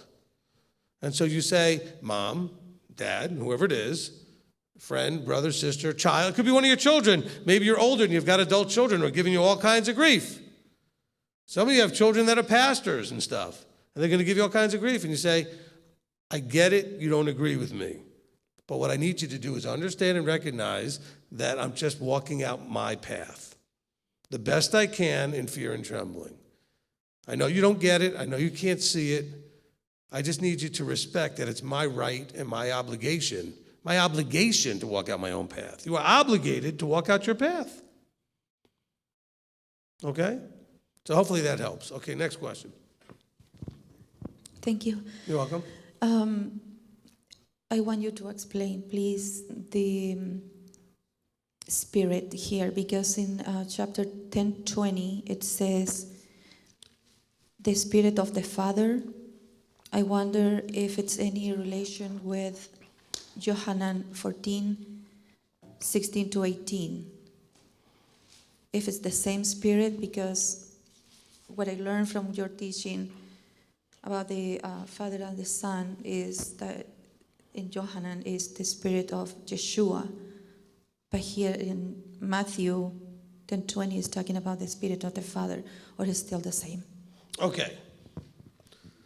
Let's go back to the Ruach teaching for a second, okay? Understanding the Ruach is the name of the teaching. What did we first understand about the word spirit? It's the intrinsic nature of something, okay? Those that you can have the spirit of joy, you can have the spirit of disobedience, you can have the spirit of rebelliousness, you can have the spirit of peace. In other words, it's trying to convey an understanding that's not the spirit world always, okay? But so we come from a mixture of paganism and the truth that's called Christianity. And so that mixture brings that pagan idea of the spirit world into this mix so that when you read the word spirit, you can't simply understand it. Sometimes it means that's the nature of the thing it's being described. Does that make sense to someone? Okay? So, when we see him saying here, for it is not you who speaks, but it's you now embracing the intrinsic nature of your father, and now you're trying to sound like him. Now you're sounding like your father. So now let's not confuse the spirit of Yeshua, the Ruach HaKodesh, the spirit of the Father, okay? There is a Father, there is a Son, and then there's this thing that we talk about in the Ruach teaching known as the Ruach, the Spirit. But a lot of times we're also talking simply remember, words, when you look them up in a dictionary, have multiple meanings, multiple uses. Sometimes it's literally talking about this thing called the Ruach HaKodesh. Sometimes it's just talking about the person's nature. Okay? You know, sometimes you look at a kid and you go, that kid's got a wild spirit, or that kid's got a calm spirit. It's just describing their nature. It's not that they have a demon in them known as, calm, or another one known as wild, or another one known as, it's not these different, outside elements, from the ethereal world. We're just trying to describe their nature. And so he says, look, but when they deliver you up, in verse 19, let's even go back a little bit further. He says, and you shall be brought before governors and sovereigns for my sake as a witness to them and to the Gentiles. Who is he talking to here? The 12 who were taught ones who were brought near to him. He says, I've trained you to embrace and transform into the nature of my Father, into his nature. The Torah teaches us his nature, to become like him. It's the vehicle. We haven't said this in a while, but Torah is supposed to do a couple of things. One, it blesses you. Two, it keeps you safe. And three, it's the vehicle that transforms you from what you are into what he is. Because you start to embrace his spirit or nature. Okay? He says, but don't worry about it. Don't worry about what you're going to say, because it's not you who's going to speak. If you can relax, you'll find the Father's words. You'll find his nature, and you'll react the way he would react. Does that make sense? Okay, does that answer your question? All right? But we have a hard time because we come from a very spirit kind of filled Christianity place where everything's about these entities known as spirits. I'm not saying there aren't any, but I'm just saying that we don't always understand where they belong and where they don't in the conversation. So they end up in places they don't actually belong in the conversation. Some of them actually, the ones that are entities, end up in places they don't belong, period, like in you. And we talk about that in these chapters too. But just realize that here it's talking about the Father's nature. Okay? Now through the Ruach, which you're supposed to have, which goes back to Yochanan 14, through the Ruach, you can gain the inspiration to sound like your Heavenly Father. Okay? I've studied this word. I come up here with confidence that when you ask, words will be given to me to speak by his, so I sound like him. So it's his nature coming through, and that Ruach, it says, will stir to remembrance things that you need to know. So yes, we are talking about the Ruach HaKodesh, but here I think it's talking about how the Ruach HaKodesh helps you to speak as the Father would speak. He'll give you the words. Because Yeshua said what? I don't say anything but what the Father tells me to say. Well, it's not like he was like a man, like a puppet with a hand in his back, like a ventriloquist or something. He was so in line with his Father. I and my Father are one. That he knew how the Father would answer everything. He knew how the Father would respond. And that's the difference. Okay? All right. Next question. Okay, over here, Rick. Yeah. I like those MTOI hats, by the way. They really actually worked out pretty good. They're great hats. Well, I mean, just we've been talking about getting them for years, and we never did, and we finally got them, and I think they actually worked out pretty good. I'm glad you got this one with the mesh for the summer. There you go. On the side. My question, there was a whole theme that ran through all from chapter 9 through 13, and I heard you address this recently in an In Focus, but 935, it mentions, and this is a confusing thing for a lot of people, especially coming out of Christianity, the good news of the kingdom. What is the good news of the kingdom? And it's also addressed... It's a newspaper. Yes, of course. They're bringing them around. Here, get a copy of the good news of the kingdom. Yes. And it's also addressed in 13:41 through 52. And in 52, it mentions about one being a scholar of the reign of the kingdom. So can you expound on that, please?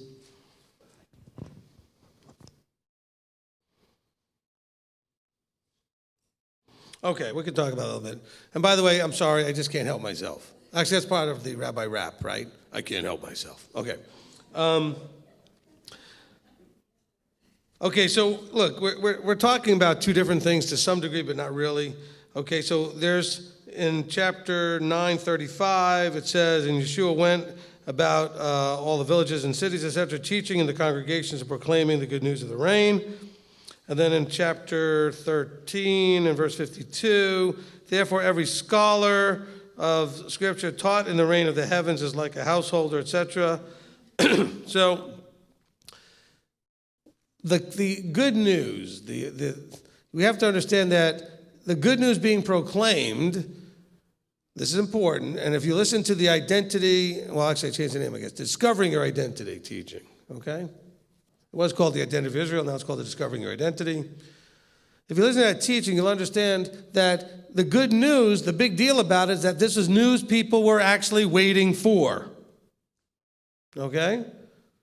It's like you know somebody's pregnant, they're in the hospital, and you're waiting to hear, is the baby born yet? Is it a boy or a girl? Is it healthy? How big? How long? How this, right? You're waiting for the good news. So now you got to figure out who is waiting for what, and what could that good news be? This thing called the reign of the heavens. The good news.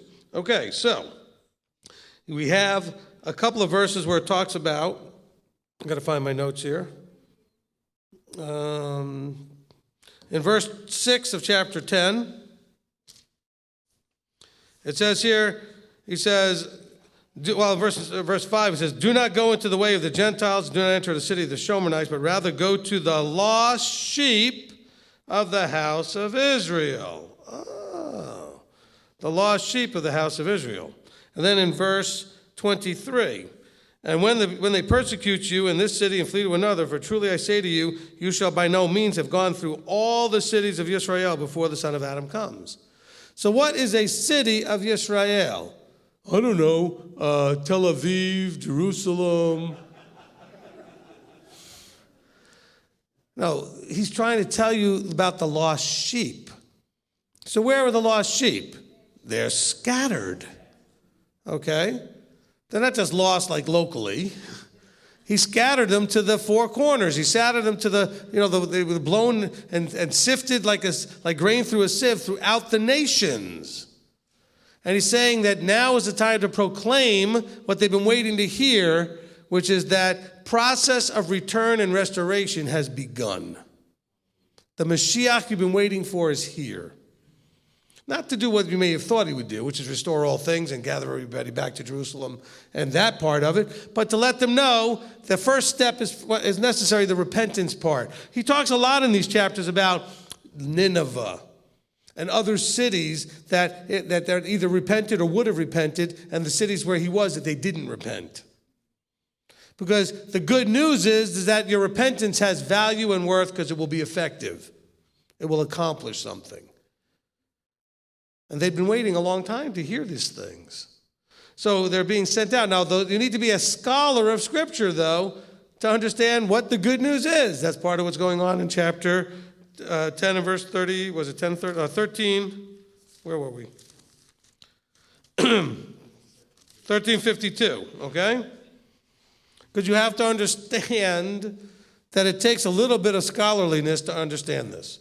You've got to have the context of, now scholarliness meaning these books were not as readily available that you can have an easy copy of it. You can get it free in a hotel with the Gideons, put them out there. You get it on your phone for free in a different app.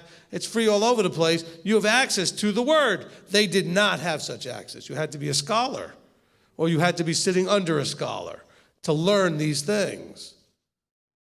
Does that answer your question, Rick? Okay. So the good news is not, well, let me rephrase this. Yeshua being born, living, dying, and resurrected is absolutely good news. But that's not the good news. He came to preach the good news even before he got killed and all that other stuff. The good news was about, I've not come except for the lost sheep of the house of Israel. Okay, you've got an awful lot of prophets that spend an awful lot of time talking about the scattering and regathering. And that's what this is all about, is making way for that. We clear on that? Is that good? Any questions or confusion about the good news? Okay. All right.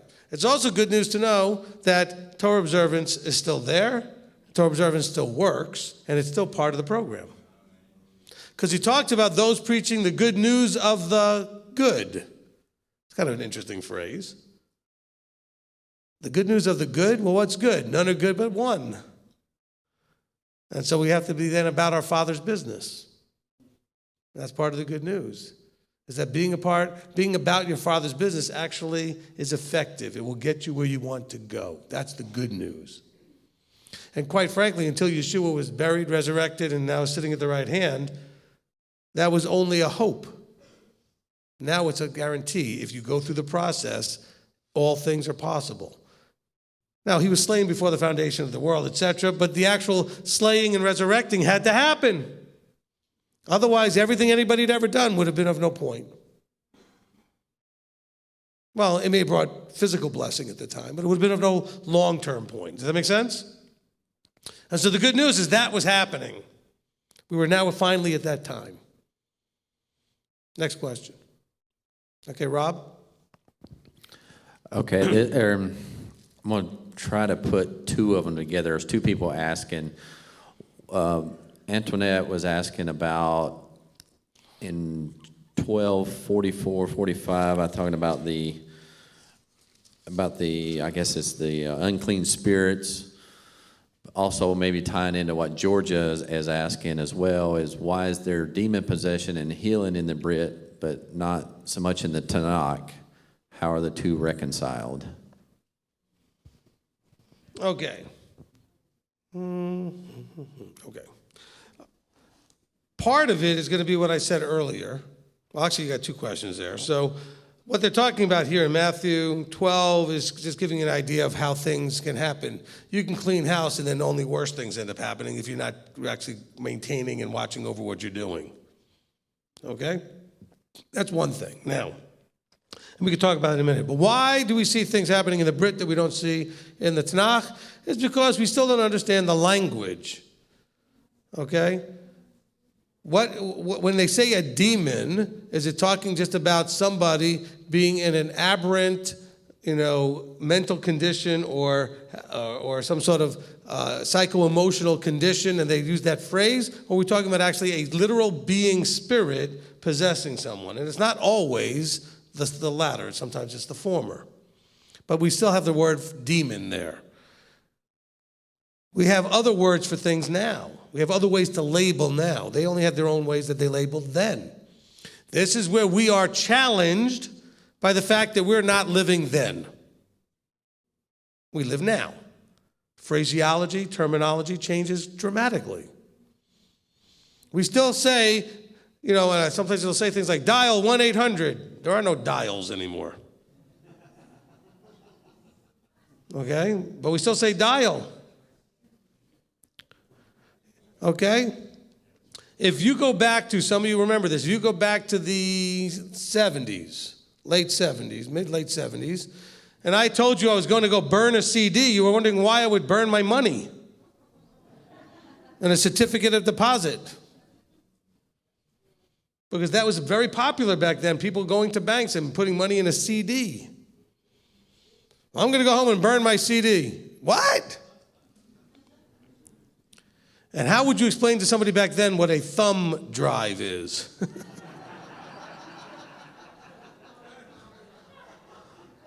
I used to put it in my mouth for a while, but how do I drive with that? A thumb drive. What's that?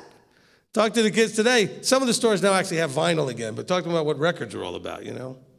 Or tapes, or 8-tracks. Those were fun.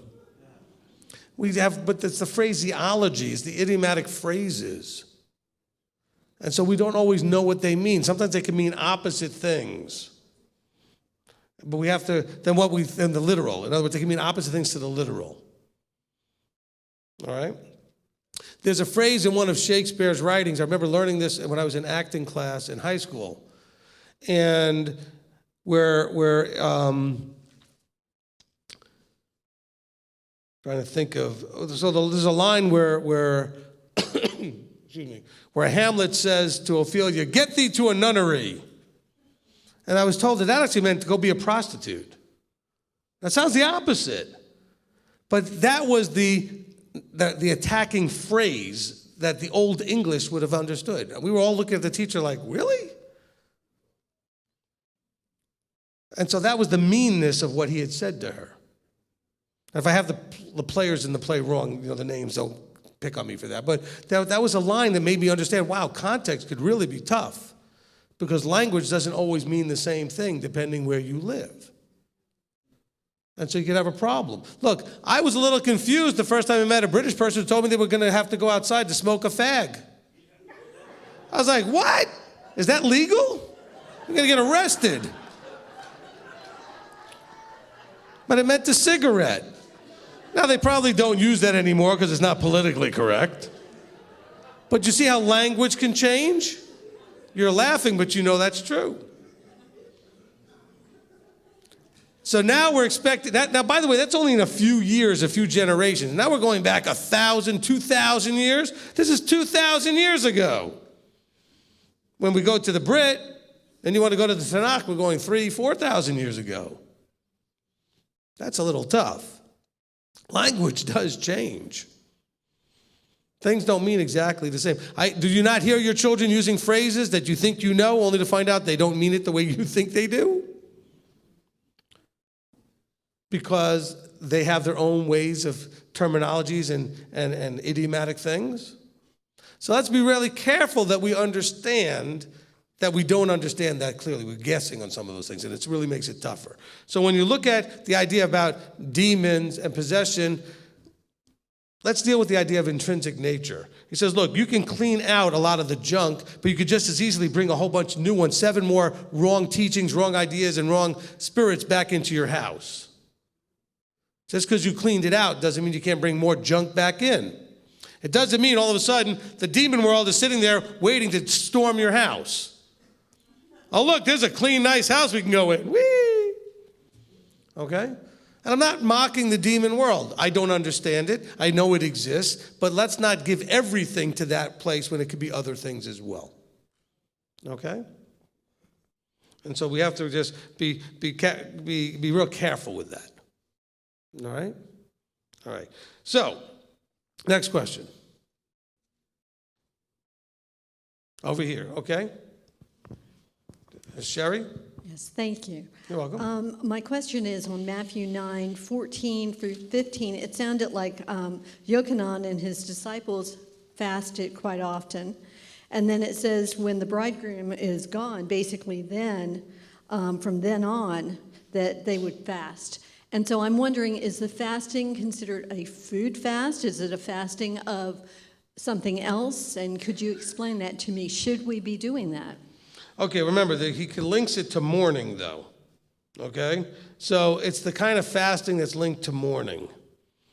And probably what was going on is that they may have been coming across the fasts that were Jewish traditional fasts. Okay, like the fast of Gedaliah. There's other fastings, okay? The 9th of Av. Okay, where there are these fasts. And they were not doing them, they were with the bridegroom. So I don't think this was talking about like health food fasting. Like, not health food fasting, but health fasting from eating food, okay? For health. I think it's talking about for mourning, for these other purposes. He says, no, you should be only in joy, I'm here now. Because he does talk about that in verse 15. He says, are the friends of the bridegroom able to mourn as long as the bridegroom is with them? But the days come when the bridegroom is taken away, and then they shall fast. Fasting, mourning, linked together. Okay? So he said, they were saying, so why aren't your disciples doing the fasting that's linked to mourning when all these terrible things are still happening? And he said, because I'm here. Okay? Good question. Next question. Okay, Aubrey? I just had a comment about the question online about the demons. Yep. There is one verse that I know of in the Torah that talks about demons. At least that's how it's worded in the ISR. Okay. It's Devarim 32:17, and it says, they slaughtered to demons, not Eloah, mighty ones they did not know, new ones who came lately, which your fathers did not fear. You neglected the rock who brought you forth, and forgot the El who fathered you. And so that, I know it's not mentioned a lot in Torah, but there are few places where it is mentioned. Well, it's mentioned, but it's not mentioned as far as like the healing of that or the casting out of that kind of thing we don't see. But if you remember during the Passover meal, in the Haggadah that I wrote that we were reading through the Passover meal, I talked about how the plagues may have been an attack on the demons that had sort of a stranglehold on Egypt. Okay, and the demons were represented by the various idol gods. Okay, the gods of stone, the gods of wood, and that they had made, the gods of clay. And so those are being referred to also as demons. All right?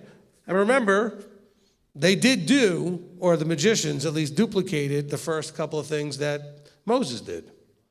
Now, not like in the movie where they take some red-looking dirt and put it in the water and go, ta-da, okay? They actually did. It says they did whatever Moses did, only up to a point. What they couldn't do is make it stop like Moses did. Because they came to him. Pharaoh came and said, make this stop. We can't do it. It's a power beyond our ability. So they had tapped into some of that spirit, demon stuff. And that stuff is real. I get it. I just don't know that it's everywhere you think it is in Scripture, and we have to be careful with that. Because it also could trip us into a wrong place, that we don't need to be in our thinking with that. Because we'll miss the point of the simplicity if it's just you thinking wrong or your attitude is wrong. Okay, but I'm not minimizing that. That's not all of it and saying that the other side doesn't also exist. It's clearly there. Okay? Because you have the ones where Yeshua casts them out and they talk back to him. Okay? And then they're literally cast out and into somewhere else. And by the way, for all of you that have ever been to deliverance ministries, and if you're online, you're going to get all mad at me and you'll turn off your TVs and whatever. Okay? Okay? Nowhere in Scripture do you see deliverance ministries being done the way you see them being done today. The taught ones you see go up to the one that has the problem and cast it out. You never see the one that's having it cast out do anything. Nobody makes you confess the thing. Nobody makes you repeat after me. Nobody makes you say a certain prayer. And that's always what you end up doing in these deliverance ministries. And that actually, I think, is really a lot more of what I've seen, where it says, then now you think you've cleaned your house and you're only worse off. And I've seen, how many people have been through deliverance ministries and end up worse off? Okay, it happens. Because they're going through some processes that I don't even know where they got them from. I have dealt with a person who had voices bothering him. And at one point, I just lost my temper with the whole thing. And I was on the phone with him, and I actually cast out those demons. I yelled at them, and he was telling me, stop, don't do that. They're going to make me pay for it. And I said, no, I'm done. And I told them out. And you know what? They left him alone for a long time. Okay? I didn't have him do anything. Matter of fact, he didn't want me to do it. I was just tired of hearing him talk about how they're torturing him and they're doing this and they're doing that. I said, enough already. I said, all you guys in there, whatever's in there, it's over. This is a bought and paid for young man. You're trespassing, and I was not gentle. I lost my temper. Okay, not saying you should do it that way, but I had had enough. I had tried to be patient with him, not with him, but the situation, because he did not want to make it worse, quote unquote. He was afraid I would make it worse. And those who've dealt with that, it's a legitimate fear. But I knew I was in the right place as the anointed appointed for that young man, and I took it upon myself to jump in there and do it. But I did it with no fear. I was fully confident, and it was spontaneous, I believe, ruach-filled. Okay? And they left him. I said to him, later on, I said, well, what happened? He said, it's been really quiet. It's been really quiet. Now, it didn't stay for the whole time because this is a young man who didn't always stay around me, and he just does his things and what he does. But he learned that they can be cast out. I didn't ask him to do anything. That's scriptural. You see them being cast out by the one doing the casting out, and that's all you see. You don't see them putting their hand on their head or swinging their jacket or whatever other thing or they just speak and say, out, done, over. You could do this yourself. If you feel like you're having an issue, you just tell them all, the owner is not going to be happy, you better leave. I'm bought and paid for. They know, right? Because they said to the Son of Man, they said to Yeshua, no, don't. They said, they knew who he was.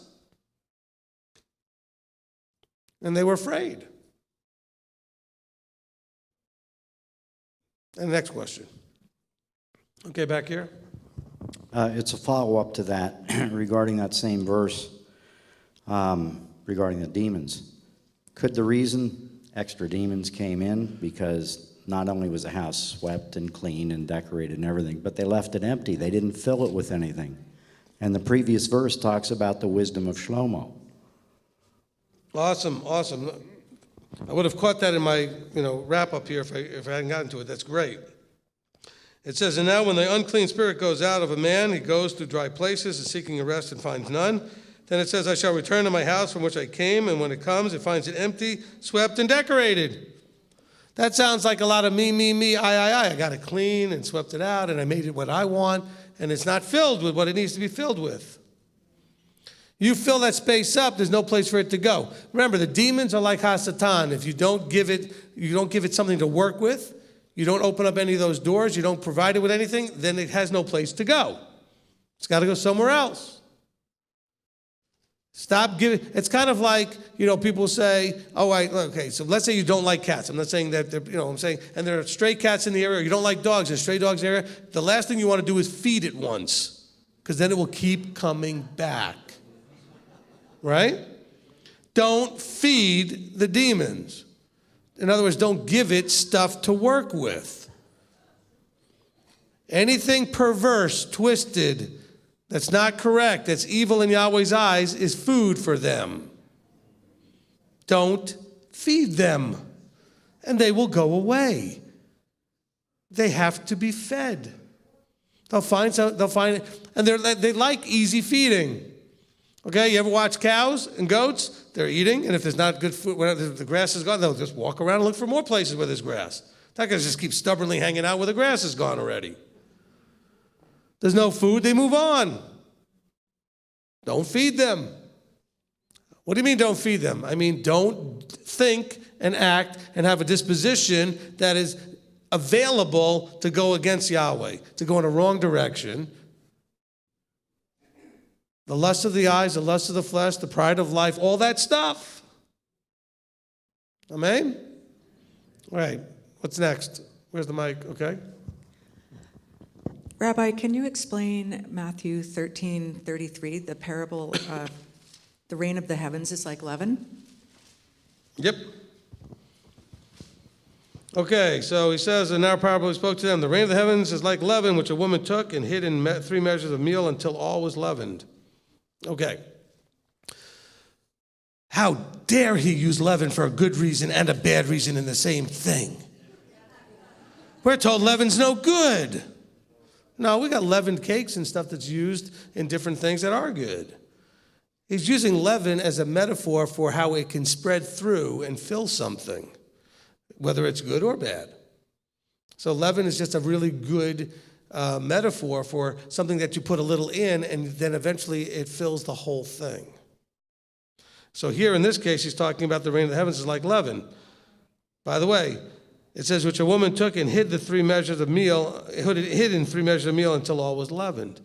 We have the Israelites have been scattered and hidden and like a sifting through like a sieve all the way around the world until the whole world has got Israel in it. Because Yeshua said, you will not have gone through all the cities of Israel before I return. Guess what? Almost the whole planet now has Israelites in it, so to speak. So there's a lot of cities, and the good news has not gone through all of them. A lot of them, but not all of them. You know, I said in the Discovering Your Identity, America has existed, U.S. has existed for a little over 200 years, right? 200 and whatever number of years, right? So 1970, go add another, 50 years, 250 years almost.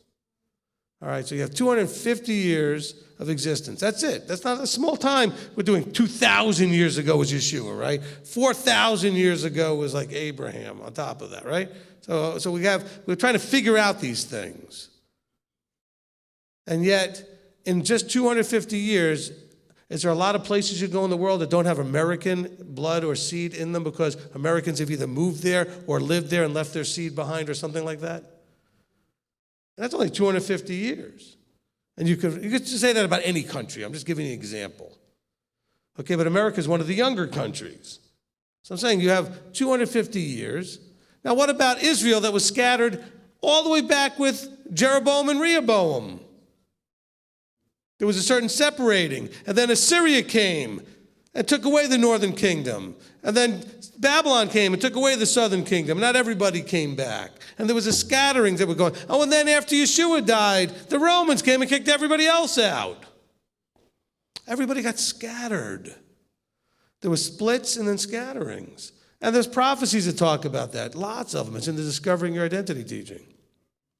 And so as we understand that, this has this idea of being hidden in 3 measures of meal, and yet then it's going to leaven everything.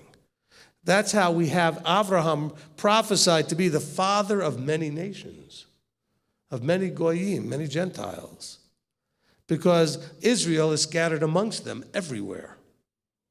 And most of you are Israel, or maybe you wouldn't even know if you had Israel blood in you because you've been so scattered and mixed, and there's so much other genealogy mixtures going on, all the generations that have been going on, that you have no idea. And by the way, it doesn't matter. But a lot of you, more of you than you know, probably have it anyway. I mean, if you start doing and then, the old commercial about, and they tell 2 friends, and so on, and so on, and so on. Imagine how that blood then gets diluted, but also spread, and the seed gets spread around the whole world. There's Israel everywhere. Don't need to figure it out. It's not all about that. Doesn't matter if you're pure Gentile. I've got a bunch of people that, boy, they have pride and ego about being Gentile. They do. I'm a Gentile believer. And I tell them, there's no such thing. Oh, no, I'm a Gentile believer. Now, if you're a believer, you're Israel. Oh, no. I want to enjoy and embrace the fact that I'm Gentile. Okay. Whatever. Okay? Because there's a pride there for some reason. Okay? So, does that answer the question? Okay, good. All right, next question. Okay, in the back, Aubrey? I promise this is the last one. No, you can have more if you want. Go ahead. Okay, Matthew 9:33. And the crowds marveled. Oh, I'm sorry. And when the demon was cast out, the dumb one spoke. So today we have medical technology that explains, certain disabilities. Do we just explain away the spiritual now? Is that always caused by demon possession? Or... Okay, what I'd rather people do is stop trying to figure that out. Okay. Okay? If there's physical disabilities, let's just deal with them as physical disabilities, because you got to remember that even remember the one that Yeshua cast out, and they argued, is this because of his sin or his parents' sin? And he said, no. It's not anybody's fault. There wasn't anything, but it's so that I could heal him in front of you. so that this moment would happen. Okay? And some people have disabilities, so we can learn to have love and compassion on those that have the physical disabilities. Okay? So that's really, really important. And by the way, I was just going to, okay, I'll say it anyway. No filter. All right. And when they were going out, see, they brought to him a man dumb and demon-possessed. Let's change that to stupid. And when the demon was cast out, in other words, the wrong disposition, the wrong attitude, the wrong spirit, the person was then finally able to speak something that made sense. Okay? I'm saying stupid meaning someone that voluntarily is foolishly embracing foolishness. I'm not saying someone who has a learning disability, but someone whose spirit, his intrinsic nature, is just stubbornly foolish. We call that dumb, because it's just dumb to fight against Yah and the Ruach. So sometimes that spirit has to be cast out. He says, so that person can now speak. That's not literally what it's talking about here. They're talking about someone really they were dumb, they could not speak. Okay? But I would take it that way too. Take the intrinsic nature. You have a lot of people you know that they are just dumb. Not dumb because they're uneducated.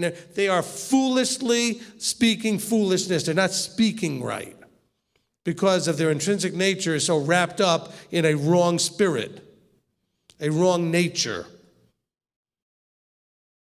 And so that's why when they speak, you say, look, all the stuff that you've been taught, that the mainstream stuff, you came to learn and said, man, how did I ever believe that? That's dumb. And then you treat your friends like they're stupid. No, they're just as dumb as you were when you were in there. You couldn't see it either. But you're mad because you realized that you had fallen for something so dumb. Some of the overtly obvious pagan stuff that's mixed into that thing. And then you get all angry about it, so now you want to lash out at others. But your nature was caught up in that other place. A different spirit. A different nature. Does that make sense? Okay? So you have all kinds. We could sit and glean. We could sit here for a whole day and glean more stuff out of that verse. We could take it in all kinds of directions. Because it says here that he was possessed. We could also talk about the idea of you possessing. You've brought it in and you're holding on to it and you won't let it go. So finally, it has to be released. Some of you, the reason you still have these problems is not because it won't leave, it's because you won't let it go. Say that again. Some of you have these problems not because it is holding so tightly, it's because you won't let it go. Okay, next question. Okay, over here. Okay, Yvonne. Okay, I just wanted to make a comment, and I also have a question about going back to cleaning your house and emptying your mind and then having it open for demons to come in. Before I came into this walk, I was kind of into the New Age stuff, and meditation, you were supposed to empty your mind and meditate. I don't know, it never really worked for me. But I know when you say meditate, that's not what you're referring to. I'm just wondering, like you said, to be quiet, to just sit and listen for Yah. How do you do that without being exposed to emptying your mind and letting other things come in? Well, that's not the same. That's not what it's talking about, okay? So, look, first of all, when it talks about meditating in Scripture, it is talking about two different things. Sometimes it's talking about meditating on. Meditate on these things, that which is good and praiseworthy, etc. Meditate. In other words, dwell upon and let your mind settle on and focus on and embrace that. There's also the going off and praying and meditating where you're just being quiet and letting that quietness come into you. You need quiet. That doesn't mean you've cleaned the house and that the demons are just going to show up because you've emptied your mind. It means that you need to unplug and let the mind have a time to just have quiet. We are hyper-stimulated. I mean, like no other generation ever. I mean, we are so hyper-stimulated, nonstop. We even panic when our hyper-stimulation devices are not with us. Okay? Where's my phone? Okay? And so That's not the same thing as what's going on here in this verses where it talks about you've cleaned out. Okay, this is what we'll talk about. Let's say you've come out of Christianity, you've cleaned house, so to speak, and now you're going to just say, okay, it's clean, but you're not going to use discernment about what comes in. And so you go and listen to 57 different teachers and all these teachings and everything else. And instead of taking very careful, ideas, ever go to the store and buy something you're not sure if you're going to return it? Is that a whole different mindset than going and buying something you want to keep? Okay. In the beginning, you should be only buying stuff that you might want to return. That way, it's not permanently going to lock into your house. Keep the tags on it and the receipt. Until you find a teacher that you say, that is my teacher. And now I'm ready to receive teaching and fill this with stuff that belongs in there. But the problem is you're filling it just with anything that comes around. You clean the house and you weren't using discernment about just whatever else you let back in. What nature are you letting back in? What thoughts, what instructions, what teachings, what information are you putting back in? So that's separate from the whole idea of meditating, okay? Yeshua would go off and pray for hours, for a whole day sometimes. He would say him disappear, and he's not talking, I'm sure, a whole lot. A lot of it was just getting quiet, away from the crowds, letting his nature quiet and calm down, and get that relaxation that comes from quietness. A lot of us find quietness very uncomfortable and awkward because we've lost the ability to be quiet. Because then we start feeling like, I need to be doing something. My idea of relaxation growing up was always to go very actively and physically do something different. So that's relaxing. I'm not doing what I do for work. I'm just doing something different. But I'm working so hard and doing so much. I'm so hyperstimulated. My body and my system never actually learned to relax. Okay? And so that's a hard thing. We have to learn to relax and unplug. Okay, next question. Okay, been back? Okay, we're almost done here. It's a little after 12. Okay, Ken Davis, so no, is Matthew 9:20 connected to Malachi 4:2?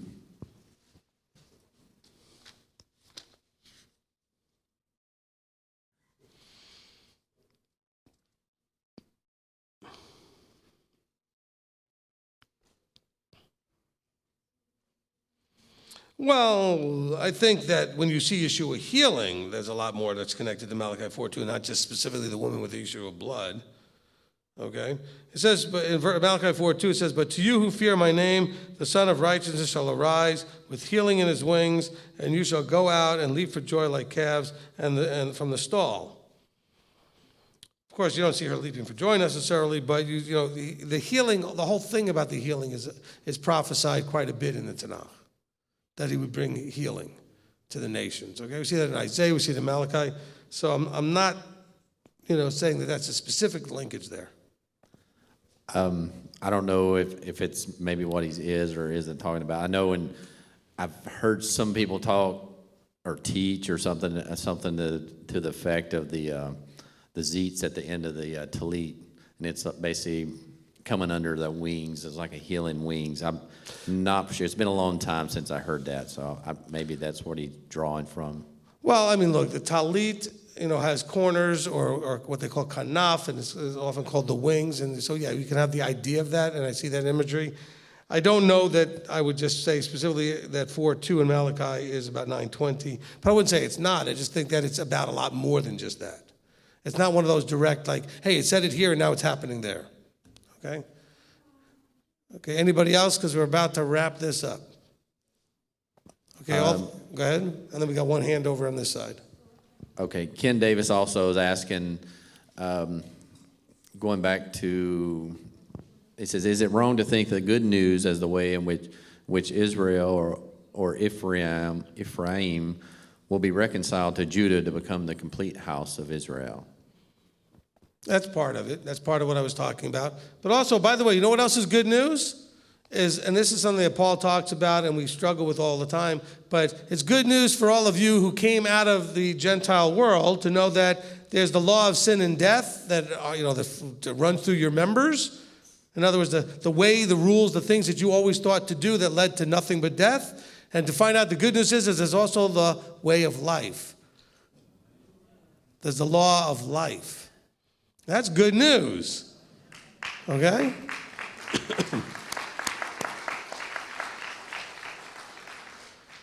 Okay, over here. I hate to go back to the question about healing, but I've come from a background where we had our heads anointed and the elders placed their hands on our heads and pronounced a blessing. In the reading today, we read about how healing comes through belief, and we also read where Yeshua healed. So I'm just wondering, does healing come, can we heal ourselves through belief in Yeshua, or do we need someone else to help us with that healing? No, okay, understand that the belief also has to do with belief in the process. So in James, we're told to go and seek the elders for healing. Okay? So there's a process that we can see happening. The person still went to Yeshua, but the belief wasn't just that they believed. They believed by going to Yeshua, they would be healed. So doing the process with faith and belief. So going before your elders and asking for anointing for healing and doing that in belief is a process. And so you're going through a process. Now, that doesn't mean that you can't just in your own room believe that Yeshua can heal you and pray a prayer that shows the Father, I trust and believe, and that may bring that healing. When I say may, because he may allow you to stay not healed for other reasons. Okay? Paul had his issue that was never healed and never got resolved, that thorn in the flesh, whatever that was. Okay? By the way, the thorn in the flesh might have been psycho-emotional and not physical. It might have been something that tempted him and bothered, that he was always struggling with. Because the flesh could be a physical thing or it could be a thought process and a mindset. But it was never taken away. We don't see anywhere that Jacob ever had his hip put back in place. Okay? So it's not that your belief is proved by whether or not you're healed. But when he does heal, it's your faith that makes you well. It's your belief. Does that make sense? All right, it's tough because some people get really frustrated thinking, there must be something wrong in my belief because he still hasn't healed me. He doesn't promise that everybody he's going to heal just because you ask and because you believe. Not in this physical life anyway. He says, my whatever I give you, my peace, my shalom has got to be sufficient for you. You need to have that life of dayenu. It would have been enough. In other words, just bringing you into Torah, even if he doesn't heal your body, that should be enough. Okay? Whatever he's done for you up to this point, you should be able to say, if it doesn't go any further, dayenu. It's not that I don't want it to keep going, but if it doesn't go any further, I'm satisfied that he's been working with me, blessing me, and leading me down a path. Okay? All right, so with that, we're going to go ahead and wrap this up. I'm going to ask for someone to raise their hand to close us in prayer. Okay, Mark's got his hand up in the back. So Mark, you already got the mic. How convenient. Okay, we'll have Mark go ahead and do it. I used to go ahead and sniper some people and go, where's the mic? Oh, good, you get to close us in prayer. So I got a few of you that way. I got Kurt that way a couple of times. All right? But since you volunteered and you have the mic, that kind of works. Go ahead and close us in prayer. Avinu Malkeinu, our Father, our King, thank you for the opportunity to gather as a mishpachah at this time to read your scriptures and to discuss it. And we thank you for everything that you have allowed us to come into understanding through this time, and that we continue to meditate on the things we have heard here today and integrate them into our walk before you, that we might be pleasing in your eyes and transformed into the likeness of your Son, our Master, Yeshua HaMashiach. In his authority we ask and thank you. Amen. Amen. Amen. Okay. All right, just real quickly, a reminder so that everybody knows, again, if you see everybody out there, what is happening. We're going to go to lunch first. Immediately after lunch, I will be announcing it in the lunchroom, that we are going to go to